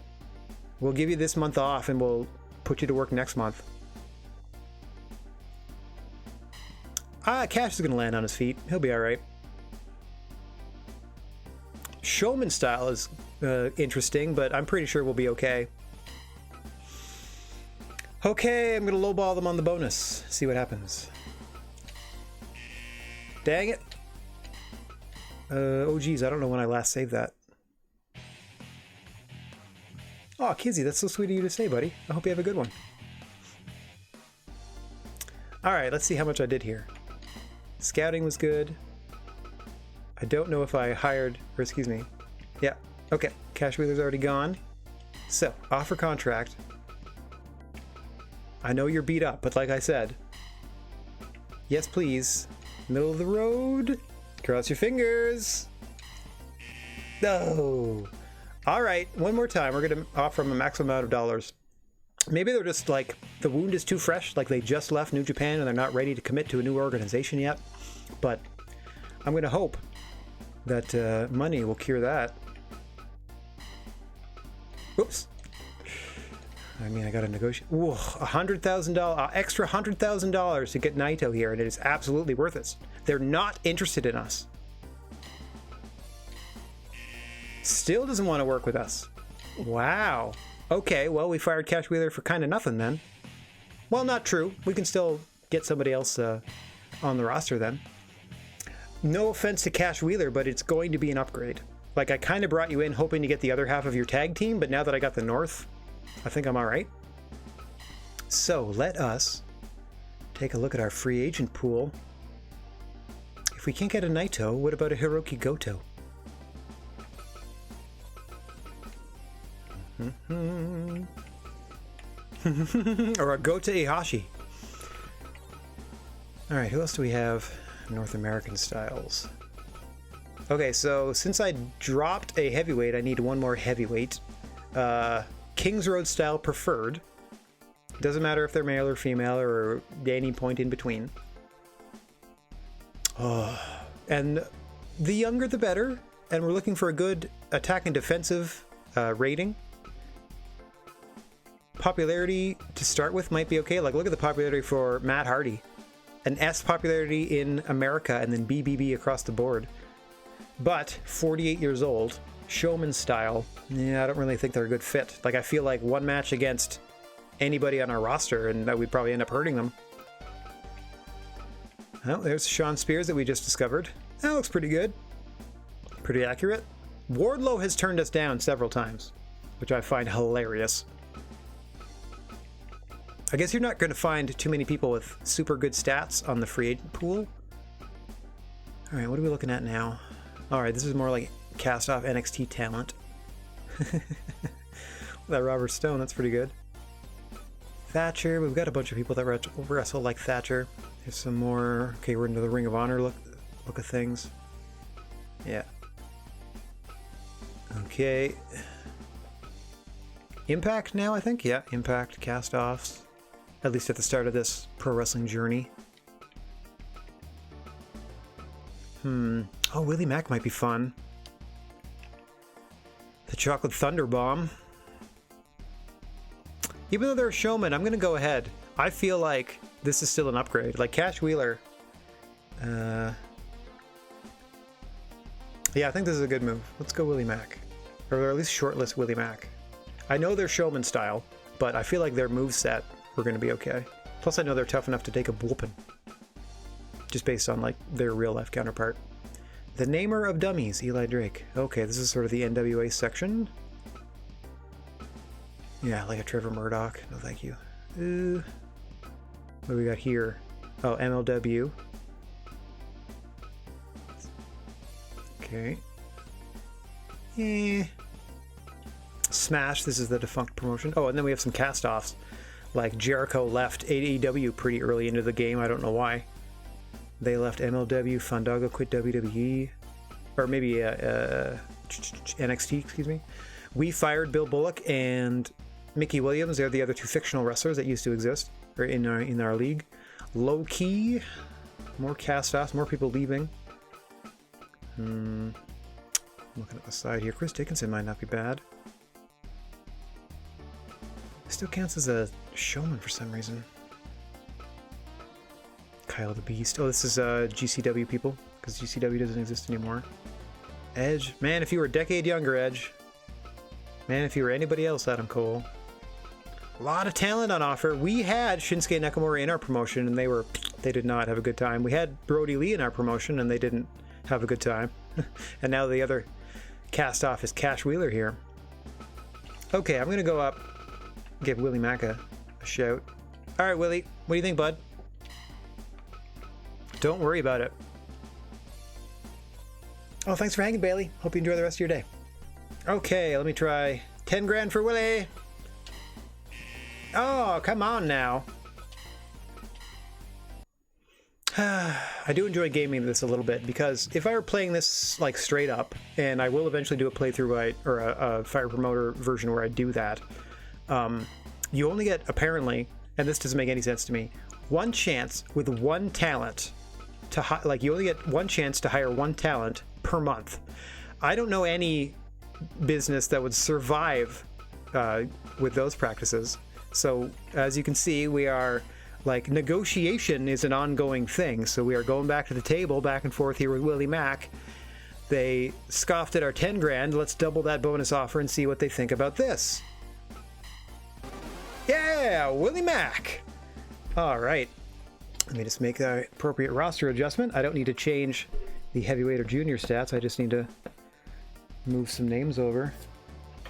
Okay. I can do that at a later date. Let's get back here and save that now that we've filled out our roster again. All right, so we have Gio Veneta from All Japan is in, and we're going to give them a shot at the, let's say, the MLW title. Now let's invite some more friends. Who might we want? I want to pick people that are actually associated with promotions. You did not go like do the job I thought you were going to do at all. Let's try Satoshi Kojima coming in to challenge for a belt. Let's say the NXT title. Or no, let's put them in the MLW Championship match against... Yeah, let's do that. If they show up. What do you think? Yeah, Satoshi Kojima from New Japan is in. We got a friend from All Japan in already. I don't know what other friends... We have some friends down here in like the MLW... NWA Impact kind of thing. I don't know. Impact actually might be a little indifferent to us. But these ones for sure are like us. I want to bring in, or I need to bring in a junior heavyweight for reasons. They need to not be in poor condition. They need to be in great condition, not poor condition. Man, you're in normal condition, but look at your poor neck. Rosemary's in poor condition. TJP, I straight up just don't want to bring in. Okay, who else do we got? Keno, are you a junior? Oh, let's bring in Keno. Oh no, they're in poor condition. Jeepers creepers. Get it together, guys. Everyone is all beaten to crap. Okay, we already have one Are you a... Oh, they're a junior. Okay, so I can bring in anybody. Because I had one junior title that I need to find a contender for, which can now be Gianna Valetti. And then we'll go from there. Okay, so we brought in Kojima. So they get a heavyweight match somewhere. None of the other American promotions like us. At least the major ones. DDT, I think, is okay with us. Let's try to bring in Shigehiro Irie, who is, like, very much the champion of DDT. Look at all those titles. I feel like that's like tag strap, main strap, junior strap, or tag strap, something, something. Maybe 6-person? Let's see who else. I don't see anything else. I don't see a belt that looks like that. Oh, that one, that one. That one. I don't know. Let's try it anyway. Shigehiro Irie. Come on in. We don't have a great relationship with their parent company, but we'll try. Oh, hang on. Before I do that, I have some people here, so let me save as I get people involved one at a time. Okay. Let me make sure that guarantees us Kojima and Valetti. Irie, come on in, buddy. Yeah, Shigehiro Irie. Love it. In from DDT. Okay, I'm going to make some notes of that. As we have, again, a bevy of championship matches to book. Because we're trying to dump 3 belts and defend like 5 of our own titles that we're trying to keep. Okay. We also... Let me save again quick.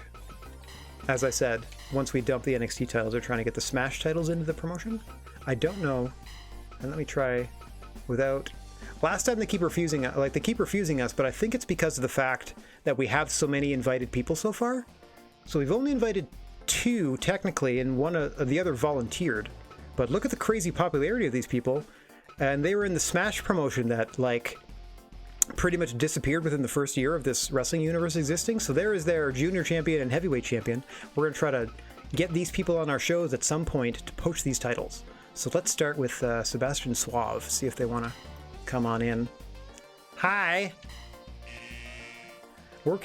Interested in working with us, just not in this sort of event, which is the toot I got last time. Let's try Tyson Dukes again as well.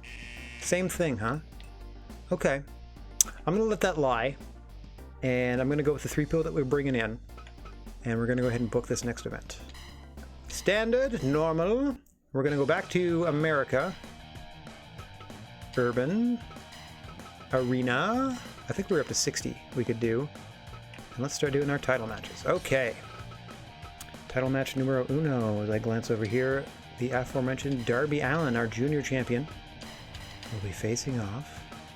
Oof, look how beat up they are. Let me check to see how they're feeling. Not bad. Against Johnny Gargano, also feeling good. In their Wolverine tights, or at least 70s X-Men tights. Okay. The 6-person strap should be on the line somewhere. Okay. Let's see what else we got.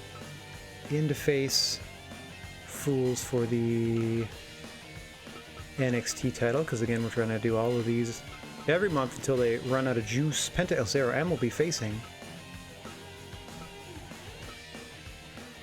Shigehiro Irie. Oh, look at that. Classic look. Nice. Okay, against Shigehiro Irie. Title match. Next. Xavier Woods against whom? There we are. Gianna Valetti, who I believe is another dirty cheat. If I'm not mistaken, they carry a chain around and stuff, so that should be fun. Well, not in this game, they won't have a chain, but like in real life, so they might be prone to using weapons is all I mean. And, oh, the MLW belt, as always, Jack Howard, that unstoppable force of nature, is going to be taking on Satoshi Kojima. Okay, we got a lot of work to do to fill this place. Because those are like our champions versus relative, well, not relative unknowns, but you know what I mean? Like people we don't normally feature. Like here, we're having Rey Mysterio defend the Stardom Junior Championship against Hikaru Shida. Assuming they feel okay. How you feeling? Oh no, they're all beat to crap. Okay, let's do then Somebody else we didn't see last time.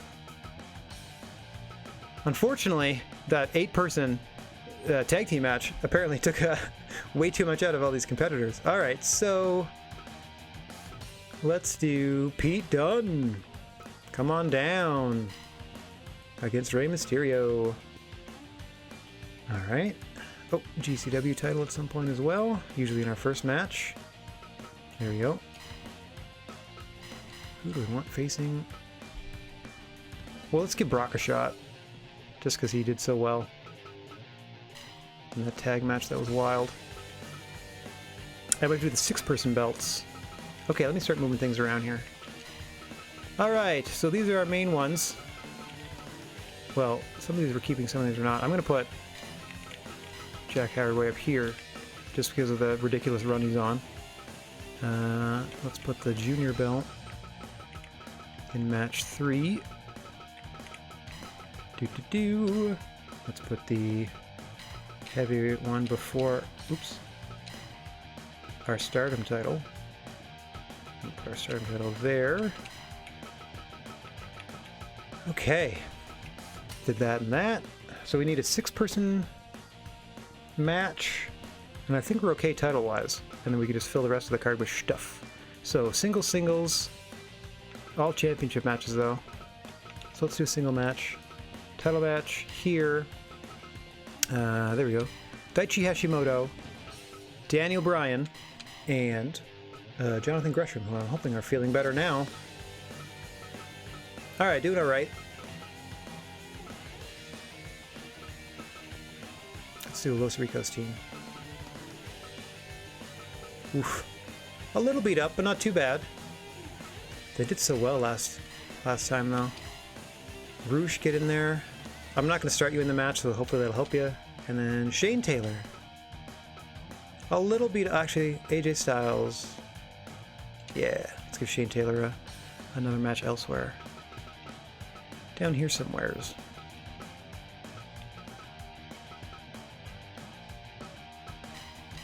Like just straight up singles? What do we got?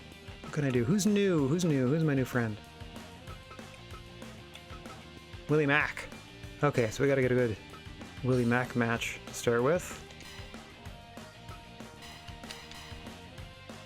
Here, let's put you against Luchasaurus. Both of you desperately need to win. One of you is new and the other one just got it handed to you by Aleister Black last time. So let's do that. What else do we have? We have 2 more matches to book. We have to figure out how to get 20,000 people into this arena with 2 more matches. So, 8-person tag. Who didn't we see last time? Who can't we see this time? Ah, there we go. Are you guys alright? Perfect.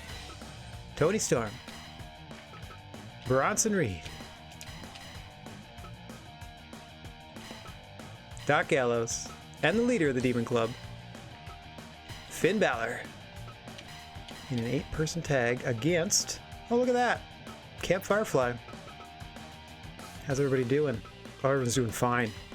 Except for Alex Zane, of course. Oh, let's go full pads and stuff. Protect yourself, Zane. Karrion Kross again. Still really not really getting too much from Karrion Kross. Might be on the chopping block soon. Solo Darling. Anchor of the Camp Firefly team, and Bray Wyatt themselves. With jacket, without jacket, or... Oh, cute! Firefly Funhouse version. That would be terrible to wrestle in, though, so let's get back to this. That's fun. There, that brought 10,000 people. Okay. What else can we do? How about just a tag match in here? What can we do? No more faction stuff. Let's just do like Will Ospreay is gonna team with... Let's pick another champion here. That's not wrestling. Okay, Aleister Black. What a team this is. Aleister Black, your Stardom champion. He's gonna team with your GWA champion, Will Ospreay. And then let's find them a couple of contenders that hopefully we'll remember for next week. Okay, who should contend against Aleister Black? I mean, I don't want to do any more. I want to do unaffiliated people, but that is a great idea. If I had more matches, I would definitely do Shane Taylor Vaulter just to do it. Okay. Oof. Beat to crap, huh? I didn't even look to see if everyone was in good condition. I'm just hoping for the best. Let's see.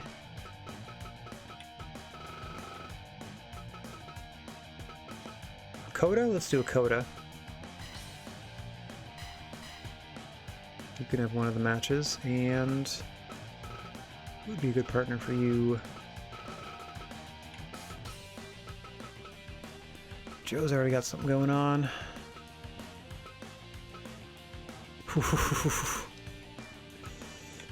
Reigns was beat to crap in that main event. Holy moly. You know what? I'm going to give Dalton Castle a shot at one of these belts, because they don't like us very much. Full house. 60 bucks. 65,000 strong. I'm cool with that. I'm cool with that. So next month we're going to do Ibushi Ospreay and Dalton Castle Aleister Black, just because. If I start giving them title shots, they get a little happier and stuff. It's what they do with them that also matters. So, all right, we sold it out. We got our match card. Now let's go make some merchandise. And what are we thinking? Let's do this while we're here. We're back in America, so we're going to be okay with. Boom. It's gonna be an expensive show. Anything under 200. Done. There. Whoa. Stamina recovery. Ah, how to take a hit without getting injured. Durability's good. There we go. See, all of these helps to improve our standing with our roster and stuff like that. Keeps us going. All right, we have the best facilities on the planet. And now, we got all the scouts out? Yes. We did consultations, training. Let's loan some folk. Okay, who kind of likes us? Dragon Gate's still indifferent. How do you feel about Scorpio Sky? They have no interest in our promotion. Alright, they don't care. Normal and friendly is good. Indifferent. Normal and friendly is good. We're trying to get this better. We're trying to send you stars. Like... whom? I need somebody with a good second letter. Anybody? Nope. Do I have no one left? Joe, yeah, but... okay, let's try Joe. Do you want Samoa Joe to come to Dragon Gate? Alright, I'm gonna not bother anymore. Let's try... who else do we want to be friends with? That's the only one I'm trying to repair, because I don't think we can do any of the others. Estranged. We're doing our best. We're doing our best. Alright. Let's get that going. Give some people some time off. Booked ourselves some good shows. We did a little roster changing. I'm double checking to make sure we've loaded it with title matches once again. Let's get to it. Fingers crossed everybody shows up for work. Yeah, everybody's here. Ooh, that's always a risk when you invite talent in that they might not show up. Okay, in our opening contest, Thomas Walker, that naughty boy, defending that GCW title against Brock Lesnar, who just impressed in that 8-man tag or 8-person tag last month. That's the only way to describe it. Just impressed. So let's see what they can do against Thomas Walker and their deadly fork. As I take a quick sip of water. Important to stay hydrated, especially with all the shouting. Ooh, look at that. Looks fancier.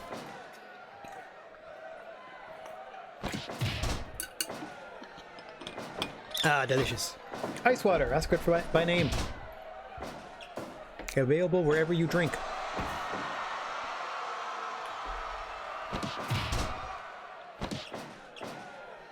Lesnar, as we know, will be looking to take Thomas Walker on a long trip to Suplex City before warning them about an F5 hurricane on the horizon. Thomas Walker uses the pay dirt A lot of moves that quickly drop the opponent's head to the canvas, because more often than not, their head is going to be already smeared with their own blood, so it further disorients and confuses the opponent. As we said, Thomas Walker will always look for that early opportunity, or the first opportunity, to get that fork out of their trunks that I just don't know how they keep smuggling it in here. To devastating effect on their opponent. And it only serves to make the future contests in the GWA stronger, because the canvas absorbs the blood.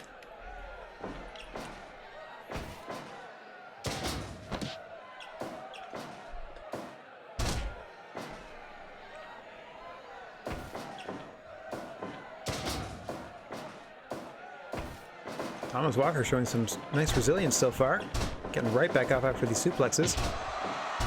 Able to throw Brock off his game there, deliver a nice clothesline. This GCW champion, who I'm sure is very much interested in retaining their title. Probably, other than Tyler Bate, the least personally successful member of the industry is Thomas Walker. They draw a lot of criticism for their hardcore tactics, mainly their use of that illegal fork.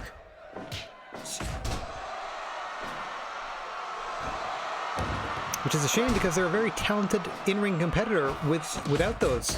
And I can't go into their moveset to edit it out. As you see a quick punch-punch roll-up combination there. Not paying dividends for Thomas Walker, who gets German suplexed across the ring by Brock Lesnar. Trying to throw him out that time, but Thomas Walker countered. Nice frog splash, but Brock Lesnar ducks out of the way. Dodges out of the way, rolls out of the way, moves out of the way, evades. Hitting pay dirt is Thomas Walker, but Brock's right back up. Right into his sister Abigail. I don't know what else to call that. And a neck breaker. A lot of focus on the head and neck from Thomas Walker. Rolls him up. Gets a 2 count on Brock. He saw that joyous backflip of celebration. He thought he had beaten Brock Lesnar. It's an exploder for his hubris. And now, oh, I thought that might have been the toss out of the ring. Brock not getting much on that German. Able to launch him over the rope with that belly-to-belly, though. Brock retreating to the center of the ring to get their win back. Smart move by the challenger there, who's in a bit of trouble in the first 10 minutes of this contest. Able to hit an F5 to Thomas Walker fairly easily, though, into the cover. 1, 2, no! Thomas Walker out at 2.9. The champ hanging on by a thread. Oh, another exploder from Brock. Pressing the advantage now is the Beast Incarnate. Ushigoroshi from Thomas Walker. Deep cover. 2. Almost put him away. Remember all the damage to the head and neck of Brock throughout this matchup. Brock says he's got plenty in the tank, but I don't know how much of that is a farce. How much of that is for show. Goodness gracious me. Launching Walker out of the ring with that German suplex. Walker back in and eager for more. What fighting spirit from the champion. And what a vicious assault from the challenger. Leg lariat drops Lesnar. No, just 2. Thought that may have knocked the big man out. Thomas Walker thought similarly. That's why he went for the cover attempt. As you can see, Lesnar now heading on down the road to Suplex City. Oh, sent into the corner. Thomas Walker hits pay dirt, but he can't make a cover.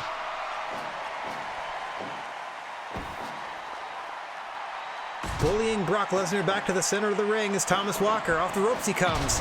Diving European uppercut. Hooks the leg deep. 1, 2. Almost puts Brock down again. Brock with an F5. Into the cover. 1, 2, 3. Brock Lesnar wins. We've got a new GCW champion. Okay. Woo! What a spirited opening contest. And the fans agree. Hang on, let me move my stream deck out of the way. New champion crowned. Let me grab my clipboard. Where are you? Where are you? GCW belt, ranked 9 out of 9 in our championship rankings.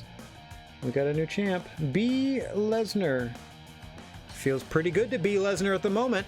The new Game Changer Wrestling Champion. Game Changer Wrestling being a promotion that no longer exists, so I have no qualms about keeping their title as her own.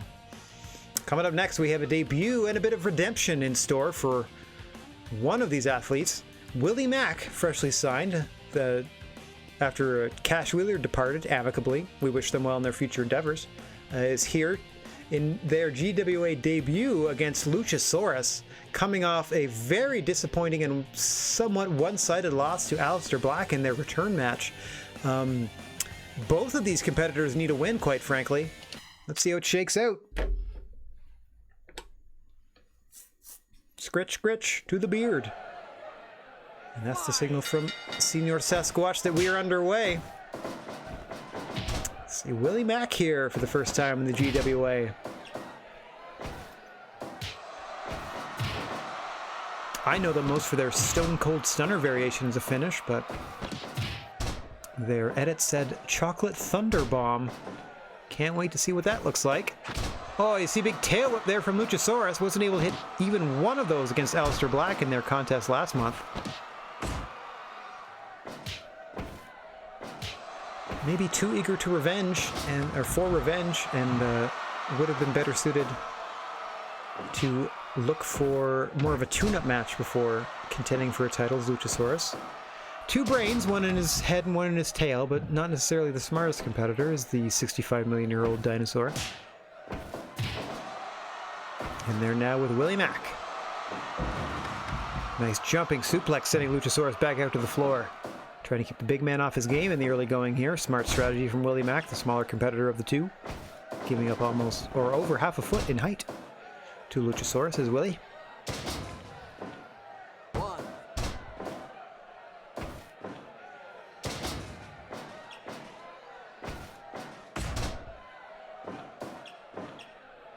A mainstay of the West Coast independent scene for years, probably like 15 or more, is Willie Mack. Happy to have them with us here in the GWA. Able to tour internationally now, apply their trade in all corners of the world. For a whole new generation and a whole new audience. To discover the wonders of one Willie Mack as you see him countering the suplex there. Amazing agility for a man his size and body composition. Another nice jumping suplex there. You see the legs of Luchasaurus banging across the apron of the ring on the way down there. That is definitely going to adversely affect Luchasaurus' ability to hit that tail whip. Of course, he's got a big choke slam variation. And then, air raid crash that he also uses.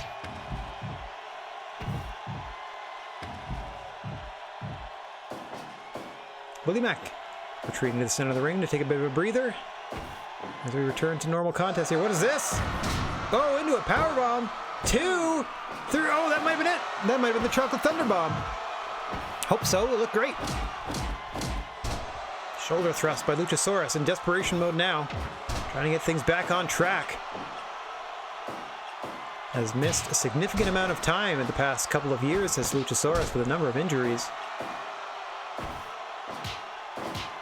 Trying to get their GWA career back on track, or unfortunately they might be in a position where they might need to hang it up.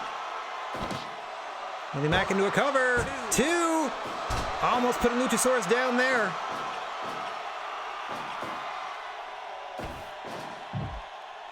Willie sent it in the corner. Shoulder thrust again from Luchasaurus. Again, trying to find something, anything to give them an advantage. Willie again, Chocolate Thunder Bomb. 1, 2, 3. No! Luchasaurus kicks out again. Enziguri from Willie Mack. Starting to feel it. His Big Willie style. Oh, what a strike combo there from Luchasaurus. Lumbers off the ropes and stomps on the back of Willie Mack's head. Burning Hammer! Right on the Burning Hammer logo! 2! No! Willie Mack kicks out! Off the ropes goes Luchasaurus. Big boot to the face. Gotta catch his wind after that huge Burning Hammer, though. 10 minutes gone. Oh, vicious headbutt. Luchasaurus sensing Sensing victory is nigh if he can just keep pressing. Willie Mack escapes. Spin kick to the back of the head. Oh, counter with a huge headbutt. Luchasaurus says this is it. Drags Willie away from the ropes. Inner thigh kick. Exploded by Willie. Oh, air raid crash by Luchasaurus. Bodily throws him to the mat. Not much on that choke slam. Willie with another exploder, staying alive. Oh, you can tell by the way he uses his foot that was an enziguri. Up again, choke the Thunderbomb. 1, 2, 3. Willie Mack wins his debut.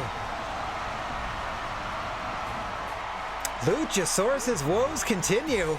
Heck of a contest, though. Heck of a contest. But it was the chocolate Thunderbomb of Willie Mack that proved the difference. Getting the 3 count on Luchasaurus. 91% match approval rating. Hot diggity dang.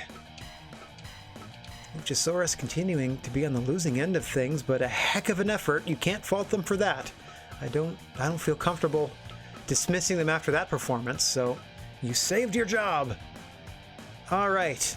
Coming up next, we have a friend in from All Japan Pro Wrestling. Well, I say friend. They are a talent in All Japan Pro Wrestling, and we are friendly without promotion. Gianna Valetti is in to challenge for the NXT Junior Championship title held by Xavier Woods. If you're curious as to why we're doing these month after month, we're literally trying to grind these belts out of our organization after having them for so long. My fear is that if I send Xavier Woods or Penta El Zero M or any of the other champions that I have a belt on that I want to get rid of, if I send them to another promotion, they'll just come back with more titles. I sent Joe to Noah once and he came back with a GHC crown that I had to bring people in to get off of him.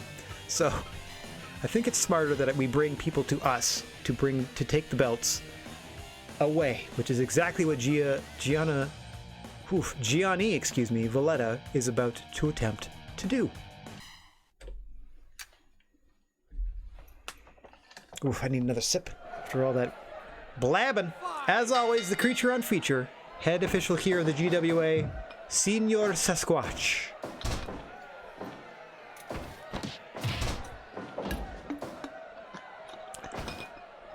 As we are off and rolling.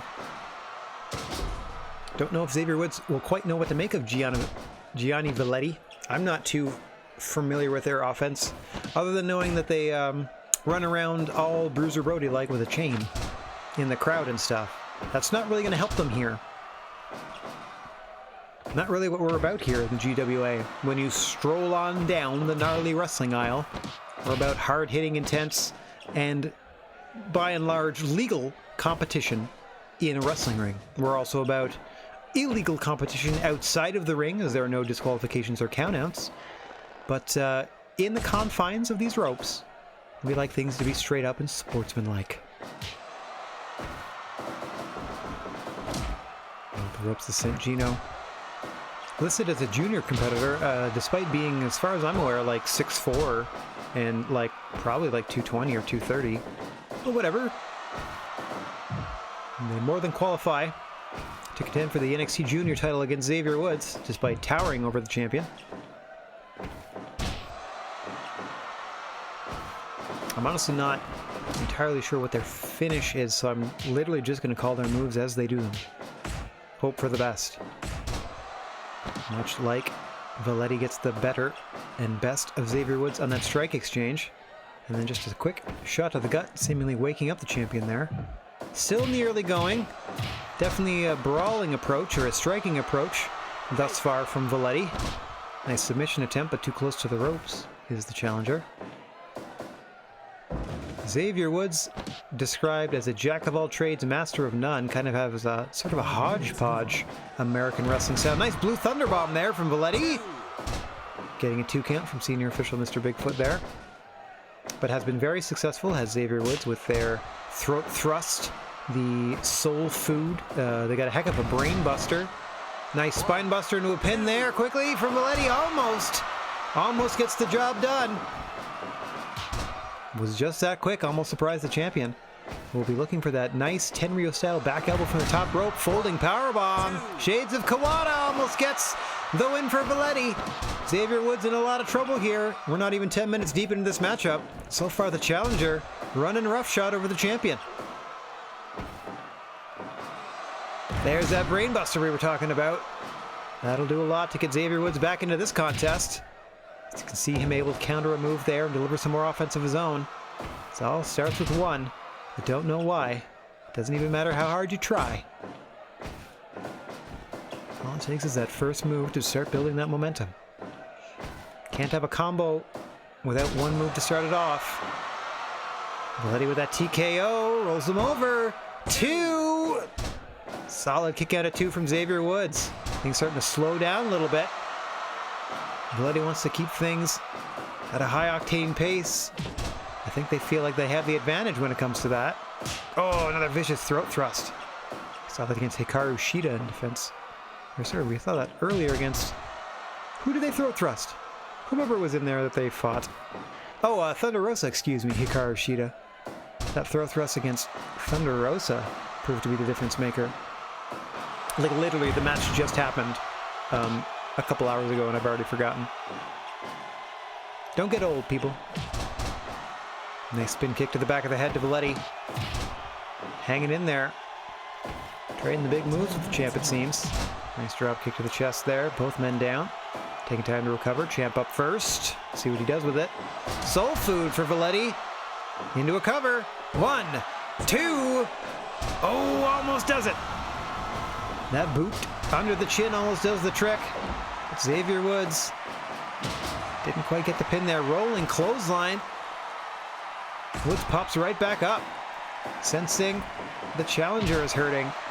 Diving clothesline of his own. Rolls through that, does Woods. You see Valetti starting to suck a bit of wind. Folds him up in a powerbomb. 2. Almost puts Woods away again. Rolling clothesline from Valetti. Gotta catch his wind now. As we're past 10 minutes. Heading toward 15. Nice spinebuster there. 1, 2. No! Woods out again. Soul food from the champ. Dragging Valetti away from the ropes. Into the cover. 1, 2. No! Valetti out at 2.9. Fast and furious we go. Woods counters whatever Valetti was going for there. Champion taking advantage. Rolling elbow. Into the cover. 1, 2. No! Valetti out strongly at 2. Woods up top, looking for that back elbow. Right to the small of the back of Valetti. Rolls him over into the cover. 1, 2. No! Valetti out again! Off the ropes goes Woods. Spine on the pine for Valetti. Hooks the leg deep. 2, 3. Got him! Gianni Valetti, the new NXT Junior Champion! All right. What a spine buster. Hook the leg deep. And we've got a new NXT Junior Champion. We no longer have the title. Let me put a little asterisk to delete this from my list of championships. Whoop, whoop, whoop. Yeah! Feels great. The NXT Junior Championship now belongs to All Japan Pro Wrestling. Perhaps they can form some international relationships and get it back into their organization. Maybe they're already friends. I don't know. I'm just trying to prevent more promotions from going out of business. Or I'm trying to prevent I'm trying to, not undo, but I'm trying to slow the horrible damage that I personally did to this wrestling universe as promoter of the GWA when I invited other champions to my organization and summarily destroyed them to take their belts. Mind you, in the case of both NXT titles, they were dissatisfied with NXT and I merely offered them the opportunity to come work for me and they brought the titles with them. But still, some dirty pool in the wrestling industry that I'm trying to atone for because it's, entirely my fault. Much like this next match is entirely my fault, as the team of Tony Storm et al., representing the Demon Club, are taking on Alex Zane's troupe of Camp Firefly members. Let's get down to the ring and see how this one shakes out. The last 8-person tag we had was a doozy.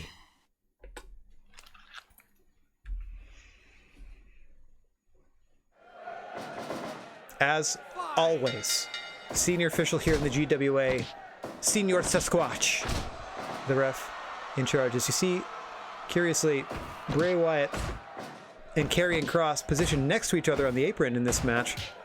You can see Bray Wyatt constantly, almost constantly, leaning over to Karrion Kross to seemingly whisper instruction or encouragement or guidance or something that Karrion Kross is missing to sort of push them over the edge into being a credible threat and contributing member of Camp Firefly.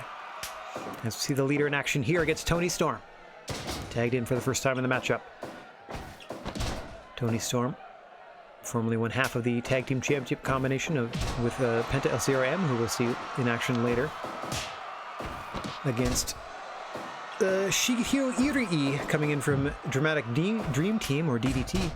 Currently the DDT single and junior champion is Shigehiro Irie, looking to add the NXT junior title to their illustrious, to their resume, or their waist.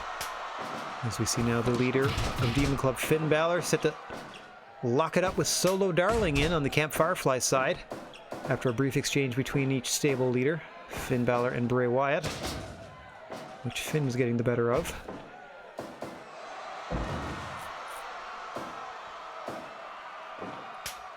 Solo quickly taking it to Karrion Kross, seeing their first action in the matchup. Now all 4 members of Camp Firefly have been in the match at least once, and we've only crested 4 minutes, so a little more tag team cohesion out of Camp Firefly. That's what you like to see in your stable. I'm not rooting for one over the other. They're not the nicest men and women on either side of this equation, but in that they're 2 heel stables, I believe. Or I would seem that way. Maybe Demon Club is more of the cool heels that everyone wants to be. Who knows? Shades of gray. As you see, signature Karrion Kross offense with a hip toss into a pin. All in effort to wear you down for that destroying, for that destructible, for that devastating, for that other D word that means devastation. Sleeper hold. That's what he's building up toward, his big old sleeper. All right, let's go around the room and list, or let's all say who your favorite wrestler is that uses sleeper as a finisher. I'll go first, Roddy Piper. I'll go second, whom else? Who else used it effectively? If you say Brutus the Barber Beefcake, you were disqualified from competition in this game. Other than Roddy Piper, who has successfully used the sleeper as a finish, and even then, Roddy only used it a handful of times, and only in some high-profile matches. You know what I mean? Oh, big sidewalk slam on the back of the chair there to Solo Darling, and that's gonna incur the wrath of her stablemates, minus Bray Wyatt, who is content to watch from the apron with a sleepy expression on his masked face, as the other 7 competitors in this matchup are mixing it up all over outside the ring. Solo Darling with that chair has got a 5 count to drop it, does it too. Still positioned in the Camp Firefly corner though, and is now perfectly legal to do moves upon now that it's in the ring. La Magistral, nicely positioned, but no one on the Firefly side came in to run defense. Solo Darling on their own there, fending off all 4 members of the Demon Club. Quickly tagging out to Bray Wyatt, and now we have both faction leaders face to face once more. Finn Balor whipped in to the Camp Firefly corner, clothesline by Bray, getting his revenge now with some shoulder thrusts. As we just passed the 10-minute mark of this one. Nice suplex slam there. Bray Wyatt followed up with a nice backbreaker, working the midsection. Trying to take the wind away. The wind away, the wind away, the wind away, the wind away from Finn Balor. All in effort of that mandible claw that not only paralyzes you, but with the disgusting fact that someone is shoving most of their hand in your face, makes it very difficult to breathe. So if you take away the wind and cardio of your opponent well before applying the mandible claw, it very much hastens their reaction to tap out or quit audibly. Rake of the eyes there. And now Bronson Reed slugging it out with Bray Wyatt, going power for power with the leader of Camp Firefly, getting the better of him.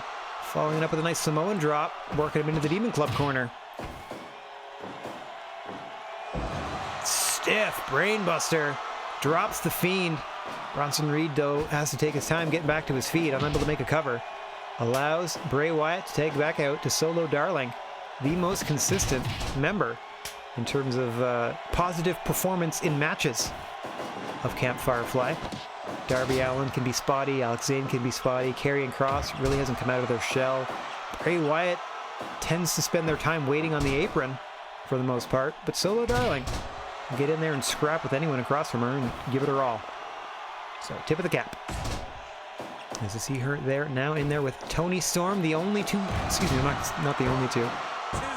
Two of only a handful of female competitors here in the GWA. Shout out to Hikaru Shida. I think it's our, do we only have the three? Let me just double check here. Yes, just those three. They tend to fall more on the junior side of things. Definitely looking to expand the female aspect of our roster once we can blow up the gym a little bit more. Got to get 60 mil in the bank before we're able to invest. Oh, Bronson Reed missing with that huge jumping elbow. Alex Zane, though, momentarily unable to take advantage, but is now. Super kick into and then out of the corner. Sweet chin music from Alex Zane. And then lures Bronson Reed into the Firefly corner to tag in Bray Wyatt. Bronson Reed distracted, hits a huge splash on Zane, but he's not legal. What? A forehead choke slam from Bray Wyatt.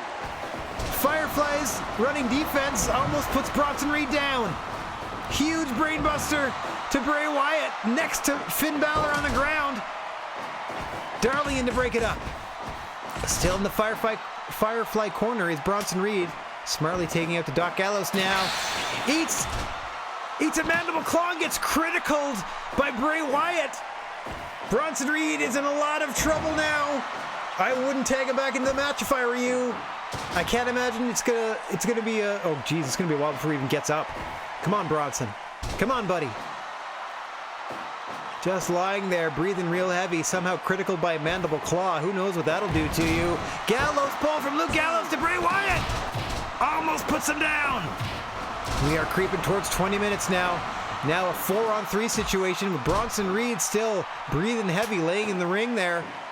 Mr. Bigfoot checking on them periodically to make sure they're okay. Trying to get them to roll out to the apron at the very least. You can see them fully unable to help their partners in any way, though. What did Bray Wyatt shove into the mouth of Bronson Reed that would knock them out like this? Hey, clothesline from Doc Gallows, getting better Karrion Kross.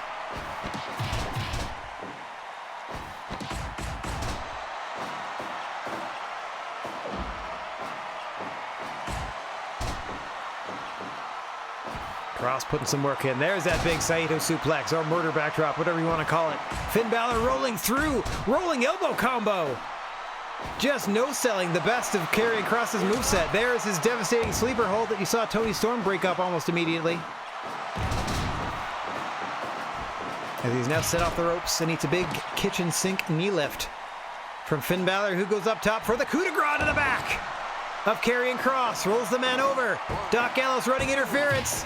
Alex Zane able to slip through and save the match for his team. Karrion Kross tagging out to Bray Wyatt, who might knock out another member of the Demon Club before this is all said and done. Thoughts and prayers to Bronson Reed, still prone in the ring. Toni Storm says to kiss it. Might have been calling out Solo Darling there, trying to prove that she is the dominant female in the GWA. Don't know what Hikaru Shida has to say about that. Unfortunately, I'm unable to book multi-person matches that are like 1v1v1v1, you know what I mean? Otherwise, I would do a bunch of fun stuff. Storm Zero! That's her version of the Tiger Driver. Broken up, though, is the pin. Bodily thrown to the canvas by the Fiend Bray Wyatt, who is now content to slug it out in the center of the ring. Huge clothesline from Wyatt. Drops Storm. Off the ropes he sent, though. Big headbutt from Storm. Turning things back into her favor. Oh, coconut crush across the knee. Storm wisely taking the time to tag out to the power member, the remaining power member of her group, Doc Gallows, as Bronson Reed is still down and out. Assisted powerbomb from Zayn and Wyatt on the way out, and a 450 to Doc Gallows. 2. No, almost puts him away. Bray Wyatt just watching on the apron. Now it is kind of just 3-on-3 with Bray on just hanging out. As you saw Alex Zayn there, quick to capitalize, almost winning the matchup for Camp Firefly. We are still fighting though. 26 plus. Oh, a big boot to the face of Alex Zayn. Doc Gallows, another one of those wrestlers that not a lot of gas in the tank, but it burns pretty hot when they do. Once they get a bit of momentum going. Nice jumping knee to the back of the head from Zayn. As I was trying to say, once Doc Gallows gets the momentum rolling, it is kind of hard to stop them. Alex Zayn doing their very best not to let them have the opportunity to really start comboing their moves in the first place. Unfortunately, getting hit with that magic killer though, as Doc Gallows tags out to Finn Balor, who's now legal. Zayn with a sliding dropkick to the side of the face of Finn Balor, and then a quick tag out to Solo Darling. Smart play there from Zayn, knowing that a fresh man had been tagged in on the side of the Demon Club, getting the fresh competitor in there for Camp Firefly. But Solo Darling losing that strike exchange to Finn, in a bit of trouble. Finn's got to deal with the X Factor into a Lamahi Stroll. Too close to the corner. Close but not quite, as he saw Tony Storm trying to mix things up with Alex Zayn getting thwarted. Rolling elbow combo from Finn. Talking trash to Bray Wyatt as he leaps with a springboard drop kick to Solo Darling. I don't even know why Bray Wyatt let him get away with that maneuver. Shiranui. Oh no, Dudley Dog. Into another Lamahi Stroll. Once again, too close to the ropes. Meanwhile, Bronson Reed still down in the corner. Elevated DDT. Karrion Kross, slow to get back to the apron. 1916, a very elevated DDT into the cover, but wrong part of town. Alex Zayn is able to break that up before a 1 count. A no count from Senor Sasquatch. Another DDT to the top of Solo Darling's head. She has to make a tag in the worst way. In comes Doc Gallows, in comes Alex Zayn. Fresh competitors on both sides, and here we go as we are past 30 minutes now. Alex Zayn senses something is brewing. Doc Gallows thinks it's too sweet that we're still wrestling. Except for Bronson Reed, of course. Fall-away slam. Expertly working Zayn into the Demon Club corner is Doc Gallows. One could argue a master of tag team wrestling at this point with their multiple successful championship tag team partners, both in real life and in this game. Oh, another 450, but too close to the ropes is Zayn. Thrown across the ropes into an exchange that cannot be followed up on based on the fact that they were interrupting a pin. Oh, taco driver! 1! Oh! Just a 1. Didn't even get down for the 2 count before Finn was able to break that up. Demon Club hanging on by a thread at times. Down 1 competitor, 4v3. When you got a guy like Doc Gallows in there. Oh, mandible claw, center of the ring. That'll do it. Just that simple. Bray Wyatt decides to end the match, and Tony Storm is the victim. Let's see if we can't get Bronson Reed tended to, shall we? Well, everyone's standing up at the end of the match. What a contest it was. Seemingly can win at will with the mandible claw if they have the opportunity to lock it in. Devastating against Bronson Reed, and there you saw it, tapping out Tony Storm to bring the Camp Firefly their victory. Now, the NXT Heavyweight Championship is on the line in our next contest. Penta El Zero M, fresh off a successful defense against New Japan Pro Wrestling's Kazuchika Okada, is now being challenged by DDT's Shigehiro Hirii. Let's get down to the ring and see if the Beast Bomber can take down the man with no fear. Boop. As always, the creature on feature, the senior official here in the GWA, Mr. Bigfoot, calls for the bell and we are underway. Shigehiro Hirii with the green mohawk, Penta El Zero M, the one fully clad and wearing a mask. Oh, I guess his arms are showing. His arms and his neck.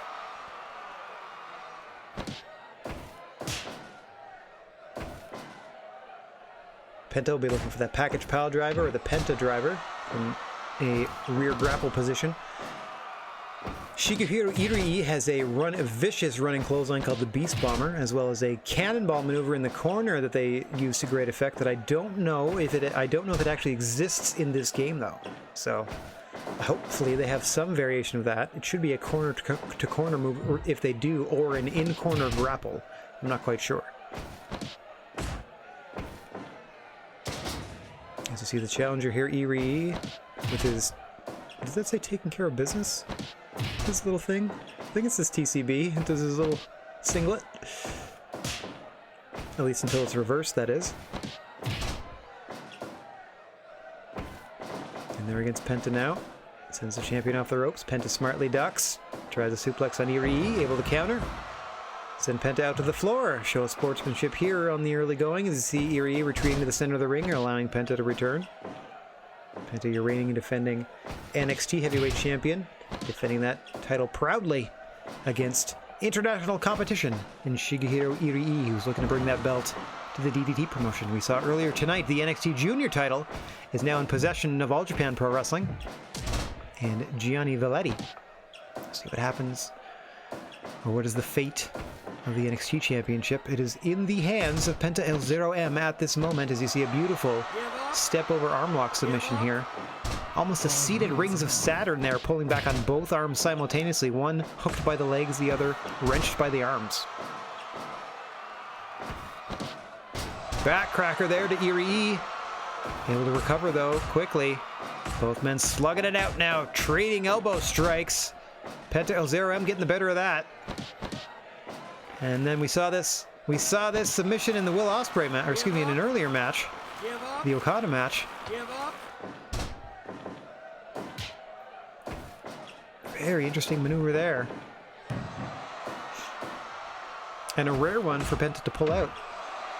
Might be trying to adjust or update their moveset in an effort to better retain this championship gold. Good to keep your opponents guessing if you vary your moves, so on and so forth. Look at this! Holy crap, that was a counter into a Canadian Destroyer, into a 2.9 for Penta El Zero M. What an amazing move that was, out of the corner. That was cool. Let's see that again, please.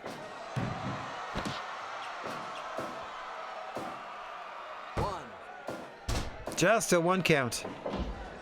Penta El Zero M feeling it. As we know, likes to end their matches around the 12-minute mark. We're creeping towards 10. Starting to feel it. Starting to hit that package pile driver. Rolls them up. Or over. 1, 2. Solid kick at 2, and the crowd appreciates it. But now, like a shark smelling blood in the water, here comes Penta El Zero M flying over the top of the top. Super Got him back up. There are no countouts or disqualifications here on the floor. Oh, gut check time for Shigehiro Irie. Gotta do everything they can. Try to get back into this one.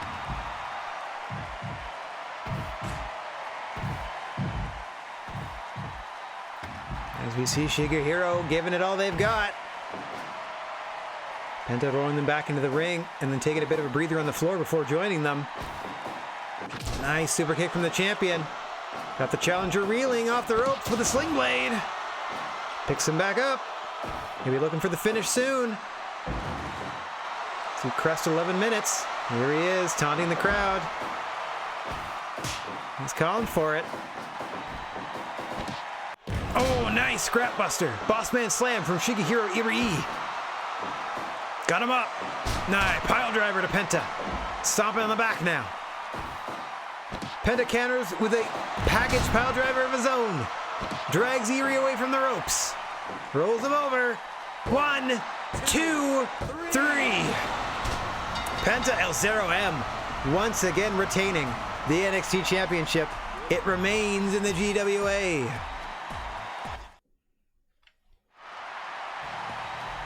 Just kind of an alright match. And a successful title defense for Penta El Zero M. Alright, let's get down here. Ooh, overall is 93 still. That's pretty dope. Alright, that is the halfway point of our second show, and thanks for sticking with us.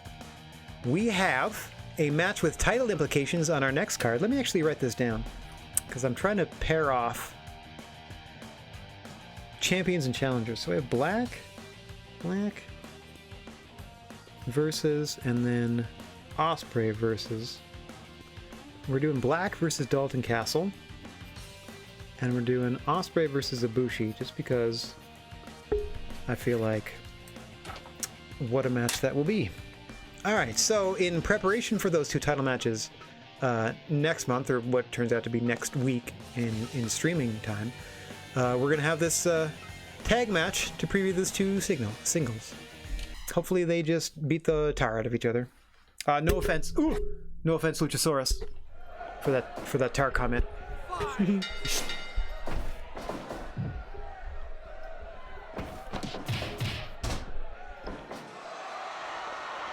Interesting combination here of, well, on both sides of the equation, to be honest. Aleister Black and Osprey have black mass immediately. Kota Ibushi has to tag out to Dalton Castle.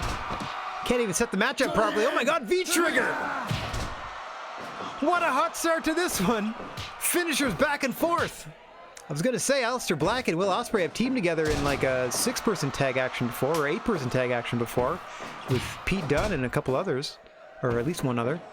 But I don't know that Dalton Castle and Kota Ibushi have teamed before, but we saw an immediate tag team maneuver the V-Trigger out of Castle and Ibushi, so there's some coordination there for sure.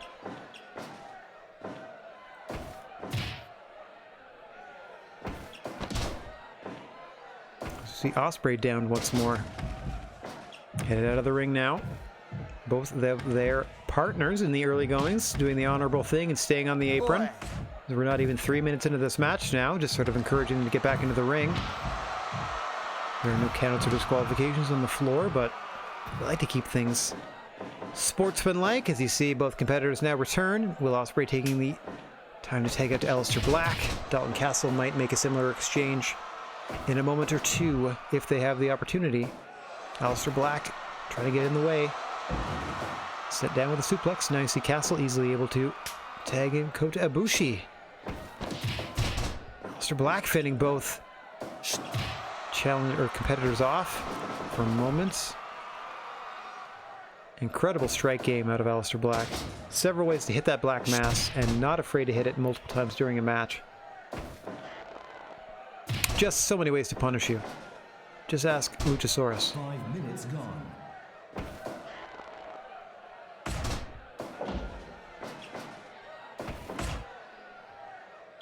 Oh! Countered Kota's kick with a kick of his own there into the back of the head. Able to follow it up by lariating him across the ring. Sends him down. Off the ropes he goes. Drop kick square to the face of Kota Ibushi, and then tags out to your GWA champion, Will Ospreay. Aleister Black, champion in his own right, of course. The current Stardom champion. He'll be defending that belt against Dalton Castle soon. Much like Will Ospreay will be defending the GWA title against Kota Ibushi sooner rather than later.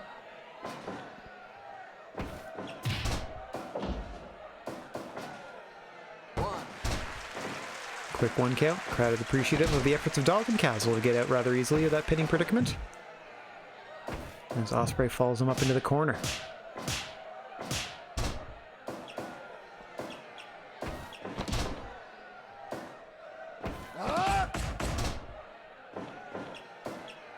Ospreay starting to feel it, but tags out to Aleister Black. Maybe not the wisest time to tag, though they do maintain the offensive advantage on Castle. Oh, penalty kick from Aleister Black there. Didn't quite get the momentum he would have gotten off the ropes, but just a quick one. Now Dalton Castle trying to counter with some offense of his own. Surprised he didn't go for a tag. He's hit with a high knee under the chin there, and then a scoop brainbuster from Aleister Black. Off the ropes he's sent. Missed with that high knee, but hit a rolling elbow combination. Again, Aleister Black very quick and loves to strike, as you see a black mass there. Hooks the leg. 2. Ibushi in to break it up. Another black mass. 1, 2. Castle again out at 2. V-triggered it. Aleister Black. Dalton Castle starting to feel it. Unexpected tag team chemistry out of Dalton Castle and Kota Ibushi after a pair of V-triggers in this matchup. Lung blow to Aleister Black, who's no longer the lead competitor. We're down to Ospreay and Ibushi. Ospreay hitting that beautiful shooting star to the back of Ibushi. Ibushi now getting back in the middle of the ring with an ankle lock. Smart strategy to ground a Will Ospreay, especially if you've got an ankle lock in your repertoire. Kicks to the midsection from Ibushi. We're looking for that Kamigoye knee strike. It's a one-person V-trigger, if you want to call it that. More stiff kicks to the midsection. To the back, to the face. Strikes in bunches from Kota Ibushi. Facing Aleister Black now. Another scoop brainbuster to Ibushi. Black looking to capitalize. Off the ropes he goes. Pump kick to the face. Ibushi now just muscling Black into his corner. Smartly taking out to Dalton Castle now. Trying to avoid any further injury. There's a Kamigoye knee strike. But Aleister Black pops right back up. Ibushi out to the apron. Convalesce. Black smartly tags out to Will Ospreay. And then gets to work on bludgeoning Kota Ibushi with a combination of strikes. Oh, to which he responds with a punch to the face and a knee strike to the head of Aleister Black. 2 Kamigoyes in a row. Outside of the ring, Ospreay, Dalton Castle going at it tooth and claw. And a rolling elbow combo from Aleister Black. Fells Kota Ibushi. Unfortunately, he has to be focusing on being the legal competitor, as it turned out to be Dalton Castle and Will Ospreay. Ospreay with a Stormbreaker on Castle. Unable to follow up with the pin right away. Both men back up. Ospreay looking to tag. Dalton Castle in a world of hurt. Working Aleister Black all the way to his corner so he can get to the top rope. Huge diving headbutt from Dalton Castle. Tags out to Ibushi. Assisted powerbomb combination. Ibushi in now. Aleister Black thinking better of it. Quickly tags out to Ospreay. Remember, Ibushi and Ospreay will be facing off for the GWA title at some point in the future, the near future. Oh, just going to work with those kicks to the mush. The mush in the midsection. Oh, super kick from Ospreay. Oh, spin kick to the side of the head from Ibushi. A lot of these wrestlers hate faces, like heads and necks in general. Trying to kick and punch each other's faces off. Now trying to steal the win from Will Ospreay. Ibushi begging him to get back up. After a double stomp to the midsection, I don't know how he's supposed to accomplish that. Golden Trigger! Oh, I'm sorry, Golden Trigger. I've been mispronouncing it this whole time as just a single V trigger. Golden Trigger.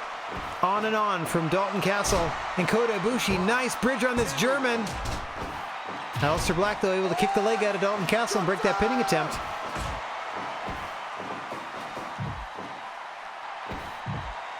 Into the corner. Shoulder thrusts. Basic but effective offense from Dalton Castle, who splatters Will Ospreay to the canvas. 1. Oh. Aleister Black easily breaks that up. Nice. Wrist clutch underhook exploder there out of Castle. Off the ropes he sends Ospreay. Running Bulldog. Ospreay with the boot to the midsection just tags out to Aleister Black. Castle dazed in the middle of the ring, can't do much about it. Thrown off the ropes and bonks heads with Aleister Black. Both men down, both men back up. Castle says this is it. Kicks Aleister Black in the hindquarters. Hauls it up with a body slam and a pose. Tagging in Ibushi now for some more serious offense, I would hope. Suplex out of the ring is Dalton Castle. Nobody follows up though because he's not the legal man, so it doesn't quite matter. Kicks to the midsection, drop Ibushi. Here's another contest that would be nice to see. These two one-on-one. Oh, you could just count the kicks to the head. Scoop brainbuster again, Tenryu style. Dropping Ibushi dead center in the middle of the ring. Oh, what a strike combo from Ibushi. Sends Aleister Black reeling to the corner to tag in Ospreay, who hits a Stormbreaker. Stormbreaker to Ibushi. Ibushi pops right back up. Undaunted, Will Ospreay just setting Kota Ibushi up in the tree of Joey Lawrence, just wailing away at his midsection, trying to ruin the cardio of Kota Ibushi. As we approach 25 minutes into this tag team matchup, Dalton Castle eats a super kick. Will Ospreay's got something in mind that that Dalton's not gonna like. Shooting star pin. Ibushi taking his time with the pin attempt breakup, but he gets the job done. Aleister Black hitting that combination and ending with an interesting enziguri variation. Ospreay tags Black in now. Back and forth they go, exchanging strikes. Aleister Black knocking Castle down with that last kick. Knees to the face now. Oh, misses that pump kick off the ropes. Nice gut wrench from Dalton. Back to the corner he goes to tag in Ibushi. Aleister Black fends off both men. Oh, Ibushi misses wildly. Not that time though. Nice combo. Rolling elbow combo from Black in response. Kamagoya knee strike coming up. Blam! Nailed him! Wrong part of town though. Ospreay easily able to break that up at one. Hook kick. And then a release German out of Aleister Black. Off the rope he sends Ibushi. Kitchen sink knee. Drops Kota. Allows Black to tag Ospreay back in. Remember, this is a matchup you're going to see soon. Forward flipping DDT off the ropes. Hooks the leg deep. 2, 3. Your GWA champion, Will Ospreay, has pinned future challenger Kota Ibushi. And what could be a sign of things to come when the two eventually meet for the GWA championship. Meanwhile, Stardom champion Aleister Black and Dalton Castle staring a hole in one another at the end of that one. The Essex Destroyer, is that what that's called? Nice. Good to know. That's only the 6th match of the card. We got 4 more to go. Starting with a defense of the Stardom Junior Championship by Rey Mysterio, leader of Los Ricos, as he sets his sight on Pete Dunne and a successful title defense. Meanwhile, Pete Dunne obviously setting their sight on winning the belt from Ray Ray. Let's get down to the ring and see how this one shakes out. Take another bit of water here. Throat is rather parched today. Maybe I'm yelling more than I normally do.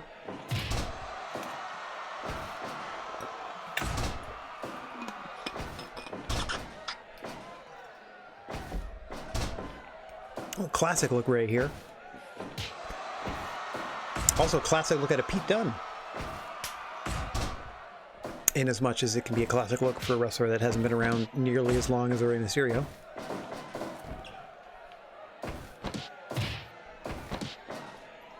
Oh, big finger break spot out of Pete Dunne. Gee whiz, I hope Ray's going to be okay. And that his fingers will not be adversely affected by, like, the end of the matchup. That move is in this game because of another wrestler and their proclivity for using that finger break spot, but, I mean, I'm glad the move's in there. I'm not necessarily thrilled about the other villainous competitor that's out there. Anywho.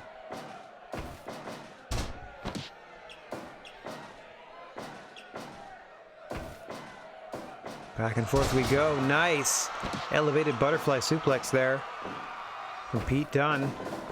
Trying to employ more of a power game, where, as we said, Rey Mysterio, widely regarded one of the best counter wrestlers in the history of the industry. Getting countered in their own right there into a powerbomb by Pete Dunne. Has a tendency to let his opponents bring the fight to him. It's the only knock against Rey Mysterio, and it's only a knock because it's not the way I would approach a wrestling match. But I can't argue that has brought a lot of success to Rey Mysterio Jr. As you see again, trying a victory roll, and Pete Dunne able to counter. A lot of flash pin attempts in the Rey Mysterio arsenal. A lot of head scissor takeovers, and of course, that 619 that in and of itself ends with a pin attempt with the West Coast pop. I do appreciate Pete Dunne following up every finger break attempt with an armbar. This is taken over once again by Rey Mysterio. Sliding drop kick to the face of Pete Dunne. Taken over again. Rey trying to keep him discombobulated. Keeps him down for a 2 that time. Bitter end! Bitter end from Pete Dunne! Center of the ring! Oh! Rey just kicks out! Might have been over just like that. Rey's got to get back in this one and quickly or he's in big time trouble. Slowing things down now. Give up. The modified, let's call it a half-assed camel clutch. Pete Dunne's got to press this advantage, able to hit the bitter end very early in this contest. Rey's got a bit of a mountain to climb. 2. Able to keep Pete Dunne off his game for a little bit. As you can see, Rey taking a lot longer to get back to his feet already. That bitter end is devastating. Out of the ring, he sends Pete Dunne. Rey Mysterio trying to get his bearings about him, trying to get his breath back, trying to clear the fog. After Pete Dunne hit his finish. Pete Dunne looking to keep Rey Mysterio down and put him away.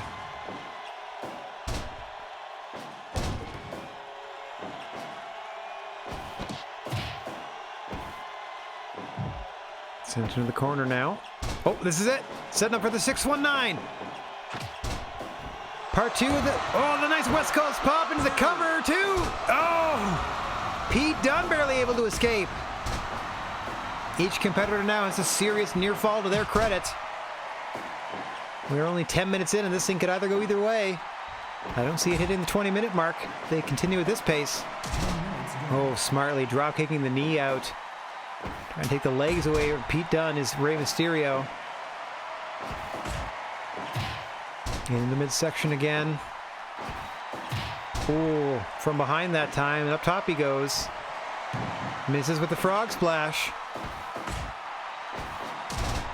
Back to the legs.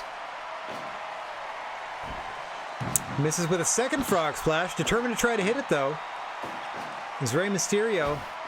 That might spell disaster if you keep telegraphing your moves like that to a Pete Dunne, who butterfly suplexes Rey Mysterio into the turnbuckle. Rey up first though, surprisingly. Uppercut and punch exchange as they're working their way toward the Burning Hammer logo. Pete Dunne has to take a bit of a breather and is able to hit his second bitter end to Rey Mysterio into the cover. 1, 2, no, Rey out again. That's 2 that Rey has survived to this point in the matchup. Pete Dunne pouring it on, trying to put Rey Mysterio down.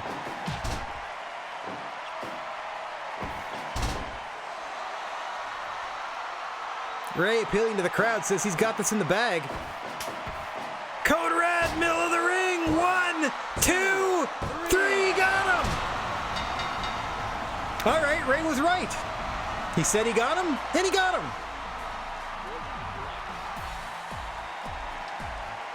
A successful defense of the Stardom Junior Championship after a Super Rana from Rey Mysterio. A Super Rana. Boom. All right. I like that one because it was short, but it was still highly rated. That's perfect. As we are now in overtime, past 5 p.m. Oh, what have I done to myself by booking this 6-person tag team match, though? It is for the 6-person tag team straps. That's why we booked it. The Dragon Dojo team of Daichi Hashimoto, leader Daniel Bryan, and Jonathan Gresham is taking on the challenging team representing Los Ricos, Zeus, Rush, and AJ Styles. Let's get down to the ring and see how this one shakes out. What a combination of athletes this is. Let me just make sure to double save because I'm kind of anal retentive about that. And we'll get on down to the next matchup. Oh boy, oh boy. Me.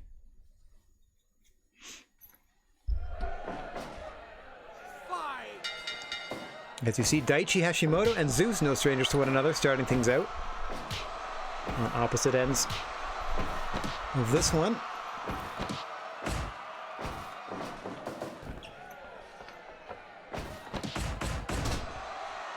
This is regarded as the stable championship here in the GWA, the one that shows overall group dominance, currently held by the Dragon Dojo, as we said.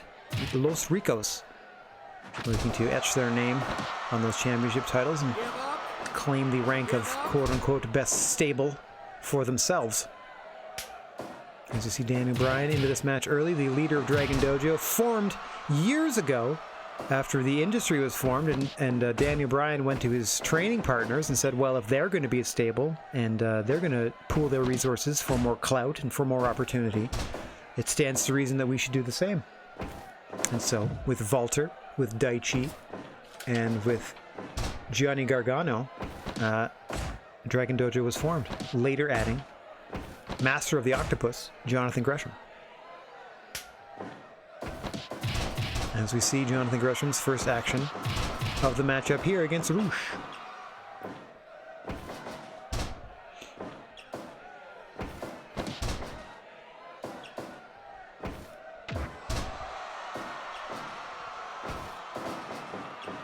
Oh, nice counter out of the corner from Roosh.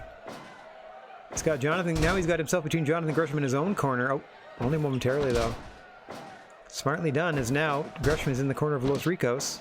Oh, starting to ease their way toward the southern corner.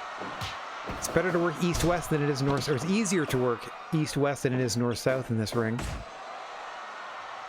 This was the AJ Styles for the first time. Not part of that epic 8-person tag team match between Los Ricos and a hodgepodge group last month, but very much in the ring now is AJ Styles as he watches a Gresham special on the floor, and some impressive power out of Jonathan Gresham, downing Zeus. Waiting patiently as AJ Styles in the ring for Jonathan Gresham to return. Jonathan Gresham fending off both of Styles' partners at the moment. Meanwhile, Daniel Bryan and Daichi Hashimoto watching on there. Once the first suplex to Jonathan Gresham is hit, that sends in Daichi Hashimoto to attack AJ Styles. Trying to blindside him, and didn't quite get it. Now, Gresham has fended off Zeus. Nope, Zeus returns to the outside. Okay, now things should settle down. Oh, Gresham is able to tag out to Daniel Bryan. Styles quickly tags out to Zeus. Now we have Daniel Bryan and Zeus as our legal competitors. That's usually a precursor to the S-Lock as he locks it in his corner. Early application from Daniel Bryan, but Roosh and AJ Styles able to scurry all the way across the ring to break that up. Both of Daniel Bryan's partners content to stay on the apron and let that play out. Had that been later in the matchup, I would imagine they would have run interference for Daniel Bryan, but Bryan sent to the floor now. As you see Roosh and Zeus going straight back to it. Which again sends in Daichi Hashimoto, and again, oh, this time Jonathan Gresham is the one on the apron, but he's in quickly now as we have two 2-on-1 situations. Bring one in the ring and one out of the ring. As you see Daniel Bryan doing well in a submission move against Roosh, fending off he and Zeus at the moment. Meanwhile, AJ Styles with some offense, and Daichi Hashimoto and Jonathan Gresham, one after the other. This thing will continue until Daniel Bryan gets back into the ring. Oh no, spike pile driver to AJ Styles from the Dragon Dojo squad. Things going from bad to worse as you see Roosh is locked into the S-Lock on the floor. Daniel Bryan sneaks back into the ring quickly, trying to take advantage of that devastating stuff pile driver to AJ Styles, who fends off Daniel Bryan long enough to take Roosh in. I don't know how wise that is, because Daniel Bryan's been going to work on Roosh on the floor as well, and has already applied that yes-lock to him. Oh, the running knee strike to the face! Into the cover! 2, 3, just like that! Wowzers! It's like these people are in a hurry to go home. Roosh knocked smooth out by that running knee of Daniel Bryan. This thing barely had a chance to get out of like second gear. Yeah, and the match evaluation signifies that. The high-flying knee kick signals a successful title defense. A quick one at that. from Daniel Bryan in the Dragon Dojo. Wowzers, I was not anticipating that to go that quickly. That's all right, though. We got plenty more action to come. As in from New Japan Pro Wrestling, I'm excited, that's why I'm dancing a little, is Satoshi Kojima, who is in to face our very own Jack Howard for the Major League Wrestling Championship. Does that make sense to you? Because it sure does to me. That's just the way things go here in the GWA. GWA talent and MLW champion Jack Howard will be defending the title against New Japan Pro Wrestling's Satoshi Kojima.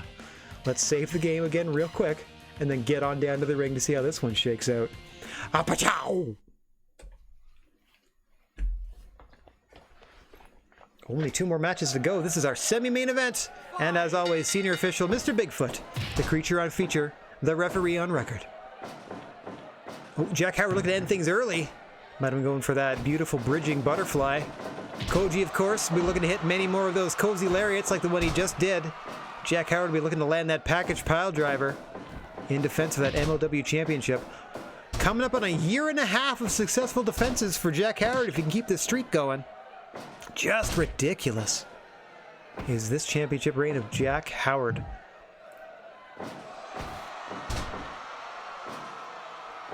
Satoshi Kojima, in real life, one of the, probably the only, I think the only guy to hold the All Japan Triple Crown Champion and the IWGP Championship at the same time. I could be wrong.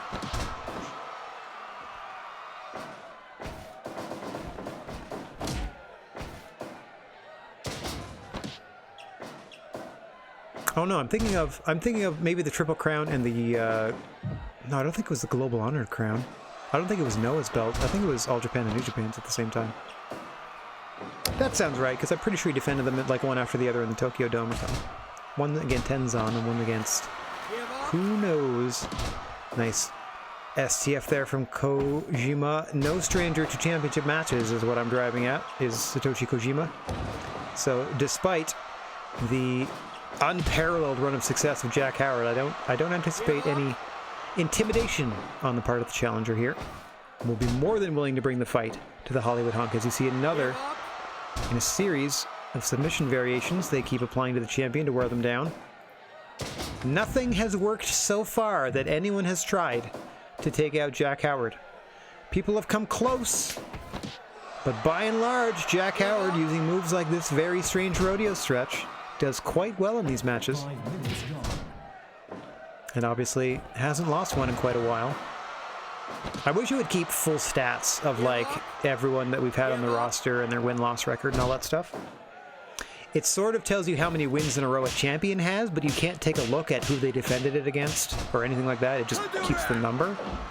You would think, since most of that is literally just numbers that the game could record and then spit out, that it wouldn't be that difficult to add in, but c'est la vie. Oh, nice murder backdrop out of Kojima. Karrion Kross could take a lesson or two from that. Howard trying to look tough and roll through. Not quite having the effect he wanted. Missing Wiley with that kick there. Able to hit the package pile driver quickly. Just like that. Suddenly Cozy's in a lot of trouble as he is slammed out of the ring so Jack Howard can take a bit of a breather. Cozy offering him no quarter, comes right back into the ring in time to get TKO'd by the champ. Jack Howard starting to roll. Short arm clothesline. Kojima trying to slow things down again. When he can control the pace, Kojima's doing okay, but as soon as Jack Howard starts to hit some of these moves in a row, like this follow-away slam, oh, Cozy right back up. Off the top he goes, fist drop to the midsection. So he can start comboing these moves together. Another package pile driver into a pin. 1, 2. Strong kick at 2 for Kojima. Jack Howard says this is it though. Cozy sends him off the ropes. Huge lariat. Into a sharpshooter. Give up. Give up. Howard reaching toward the rope, eventually able to break that. 10 minutes gone. As we crest 10 minutes now. Back into it goes Kojima. Give up. If it ain't broke, don't fix it. Give up. Not that I can verify that's been working So poop hot. Huge lariat there. The bread and butter of Satoshi Kojima's offense is that lariat. Oh, and apparently the sharpshooter back to it over and over again. Trying to wear Jack Howard down. Bit of a change in strategy from Kojima from the beginning of the matchup. Solely focusing on the legs, it seems, this time. As Jack Howard, half and half suplex. Kojima sent into the turnbuckle. Diving, elbow drop, he missed. Kojima drags him away from the ropes. Sends Howard into the corner. Sets him up for the chops. Yeah, big old Kojima chops in the corner. Lariat to the back of the head. Back into the corner he goes. Oh, Howard sends him outside. Trying to halt Satoshi Kojima's momentum. Get a bit of a breather. Very smart. Very smart work there from Jack Howard, who then follows it up with a huge brain buster. Both men up at the same time, though. Yeah. Satoshi Kojima has plenty to say about it. Big lariat to the back of the head. Into the corner again.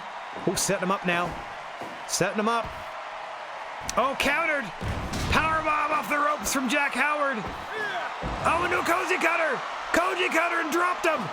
Can't follow up, though. Jack Howard back to his feet. Side slam. Big elbow drop off the ropes from Kojima. Drags Howard away from the ropes. Hooks the leg deep. 1, 2. Just 2. And then another brainbuster to Satoshi Kojima from Jack Howard. What are you gonna do, says the Hollywood hunk. Drop a fist to the business.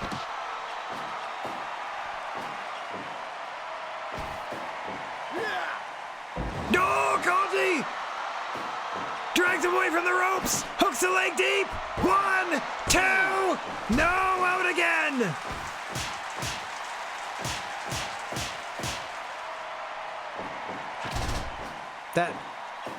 Oh, Howard with that rolling. Clothesline winning that strike exchange. Kojima up though before he can make the pin. Butterfly suplex with the bridge too close to the ropes. Koji escapes for now. Single shot to the face brings him down. Howard says this is it. Diving fist drop to the bum.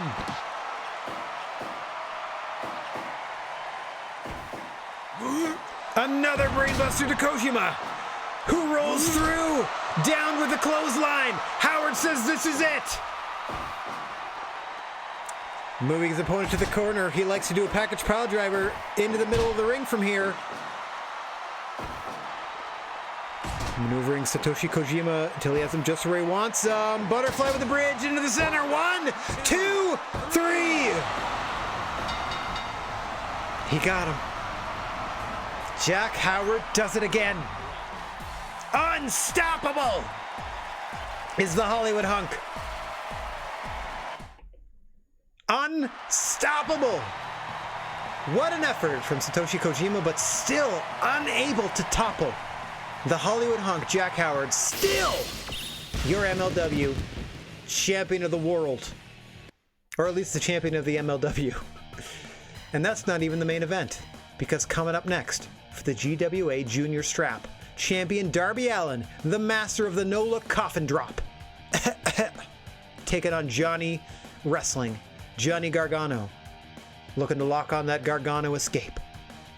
All right, our final match of the day. It all comes down to this in your main event. Let's get down to the ring and see it all shakes out. Oh boy, oh boy. As always, senior official, creature on feature, Senior Sasquatch. Calling the action. Well, in charge of the action. I'm technically calling it. As we said, Darby Allin will be looking for that, well, will be no-looking for that leap of faith off the top there. A no-look senton splash using all 150 pounds of his body. Mind you, if his opponent is near his size, it's even more devastating. And Johnny Gargano, as we said, employs that Gargano escape to great effect. Also uses a kneeling super kick at times to finish off his opponents. Darby Allin also a number of roll-up attempts. Or roll-up variations, let's say. Starting off kind of slow here. An early cover like that, as we know, just sort of sending a message to Darby Allin. Checking his cardio, seeing what sort of shape he's in. These two were on opposite sides of a wicked 8-person brawl last month that did not end well for anyone, to be quite honest. But these two were well enough to go in your main event, and here they are. Another cover there by the challenger, Gargano. Working his way up to a 1 count so far. As you see now, Darby Allin starting to send the message with a pin attempt of his own. Back and forth. Some no counts in the early going here. Allin sending the challenger out to the floor. Getting a bit of a breather for himself. Oh. Countering. What on earth? Spear out of the corner from Gargano. That was dope. That's got to be a custom move. Into a Northern Lights. 1, 2. You can see him trap the arm as well.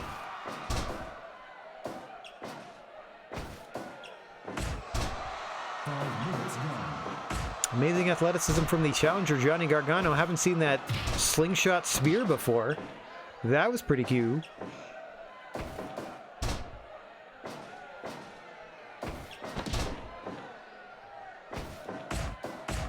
Both men now slugging it out.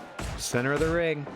Elbow strike for elbow strike, and the challenger Johnny Gargano gets the better and immediately locks on the Gargano escape, positioning himself between Darby Allin and the rope so he can't reach him. Smartly done by the challenger there, but Allin able to escape that devastating submission hold, but for how long? Gargano showing he can lock it in when he needs to.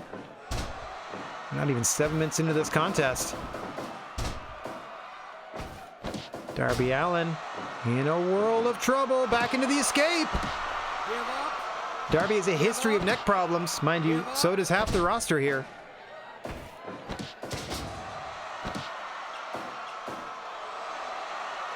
Gargano thinks he has it in the bag, and I can't quite argue at the moment. Diving double knees from the top. That'll ruin your day. Goodness gracious me. Back into the Gargano escape again. Relentless is Johnny Gargano. Darby Allin has to come up with something, and in a hurry, if they're going to escape this one, no pun intended, with their GWA Junior Championship. Johnny Gargano hasn't been champion in a while and is trying to make the most of their opportunity to this point, as we are in the midst of an almost 10-minute beatdown of current champion Darby Allin.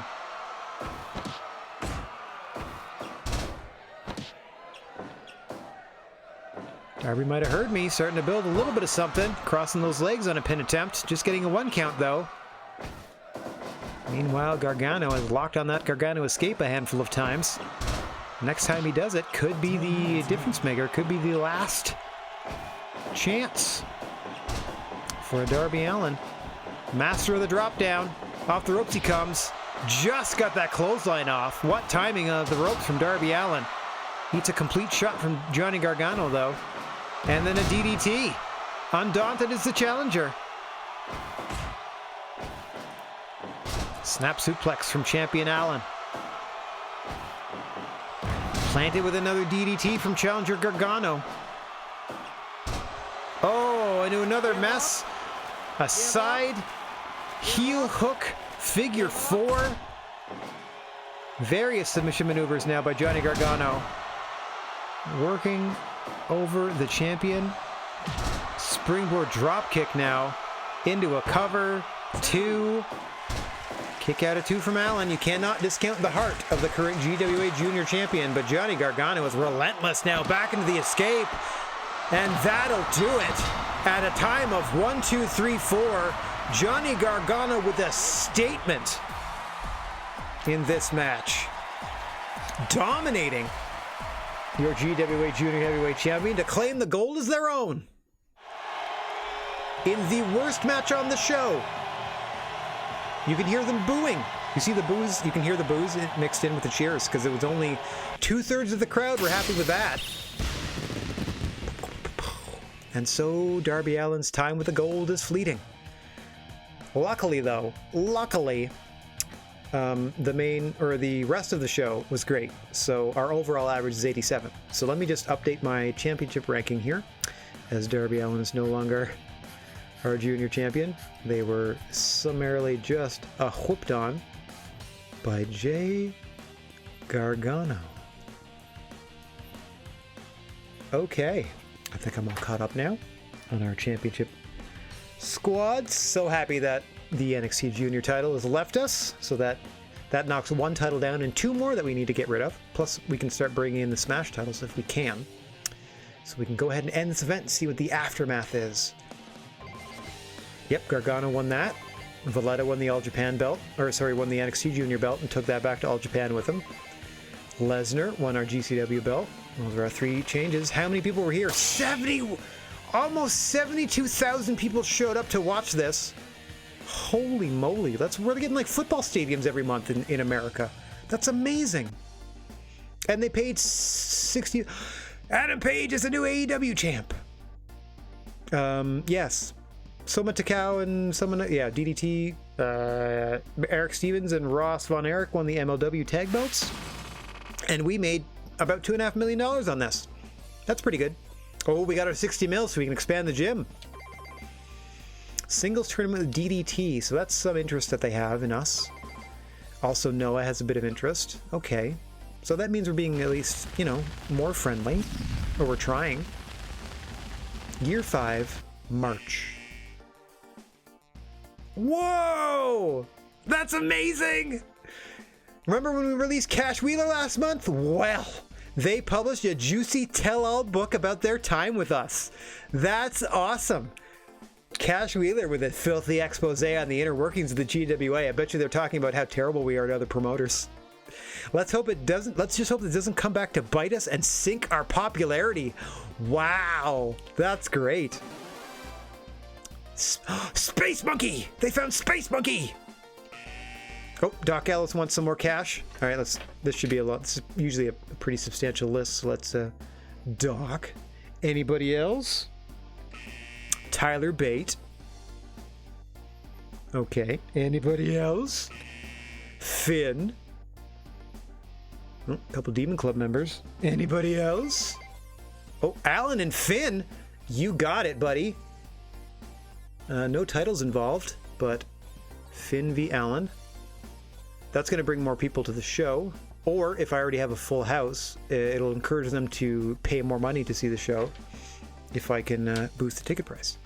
Excellent. Darby Allin and Finn Balor. No problem. Okay. Soma Takao from DDT, who is a junior talent. Let's see. Sure. You can fight for the you can fight Penta. Oh man. Maybe not. Maybe I'll do a Noah tag. Sure. All right, we got a couple of Noah friends in. Let me save some stuff here. Let's do management first. Training center, all the repairs. All the repairs. And then we'll expand this gym. Since we have a 60 mil. Look at it. Look at it. I think, yeah, we're not even going to hit the 474 doing all this maintenance. So, ba-boom. We're not going to make money this month. I can tell you that much. Here we go. Oh, gym level 9. Whew. I wonder how big we can get now. I wonder how big we can get now. Merchandise, blew it out. I feel like I forgot to produce merchandise next time, or last time. That's why we didn't make a lot of money. Okay. I don't remember. It's so automatic that I honestly don't remember. Let me check. Records and help. 52. We can hire 7 more people. Okay, let me just double check this. We now have 45 out of 52 wrestlers. That's too many. We almost, if we get up to 60, we could do, if we get up to 60, we could do 10 6-person tag matches every show. Wouldn't that be terrible? Okay, so let me save again. Oh, let me do human resources, consultations, because let's do this. Doc Gallows. Where are you? Where are you? Okay, Doc Gallows wanted some more money, no problem. Tyler Bate wanted some more money, no problem. And Finn, I think? Yeah, Finn Balor. Finn Balor wanted some more cashola. There you go. Maximum raises for all of you. Save that again. And the last little bit we'll do before we sign off is make sure we got our scouts going. Okay. Kings Road, America. Go as long as you need to. Just let me check here. My North American free agent. Thanks for the tell-all book, buddy. Where are you? Where are you? Yeah! Space Monkey! Love it. Kings Road too. Amazing. All right, so we got some thinking to do now that I can. 7 more people. I could do another stable if I really wanted to. There'd be a total of 6. 6 by 5. That's like 30 people in and 22 people out total. Maybe not. We got a bunch. We got like 25 people in stables as it is. All right, let me religiously save one more time just to make sure it's all done. Oh, what a day of action we've had. What a day.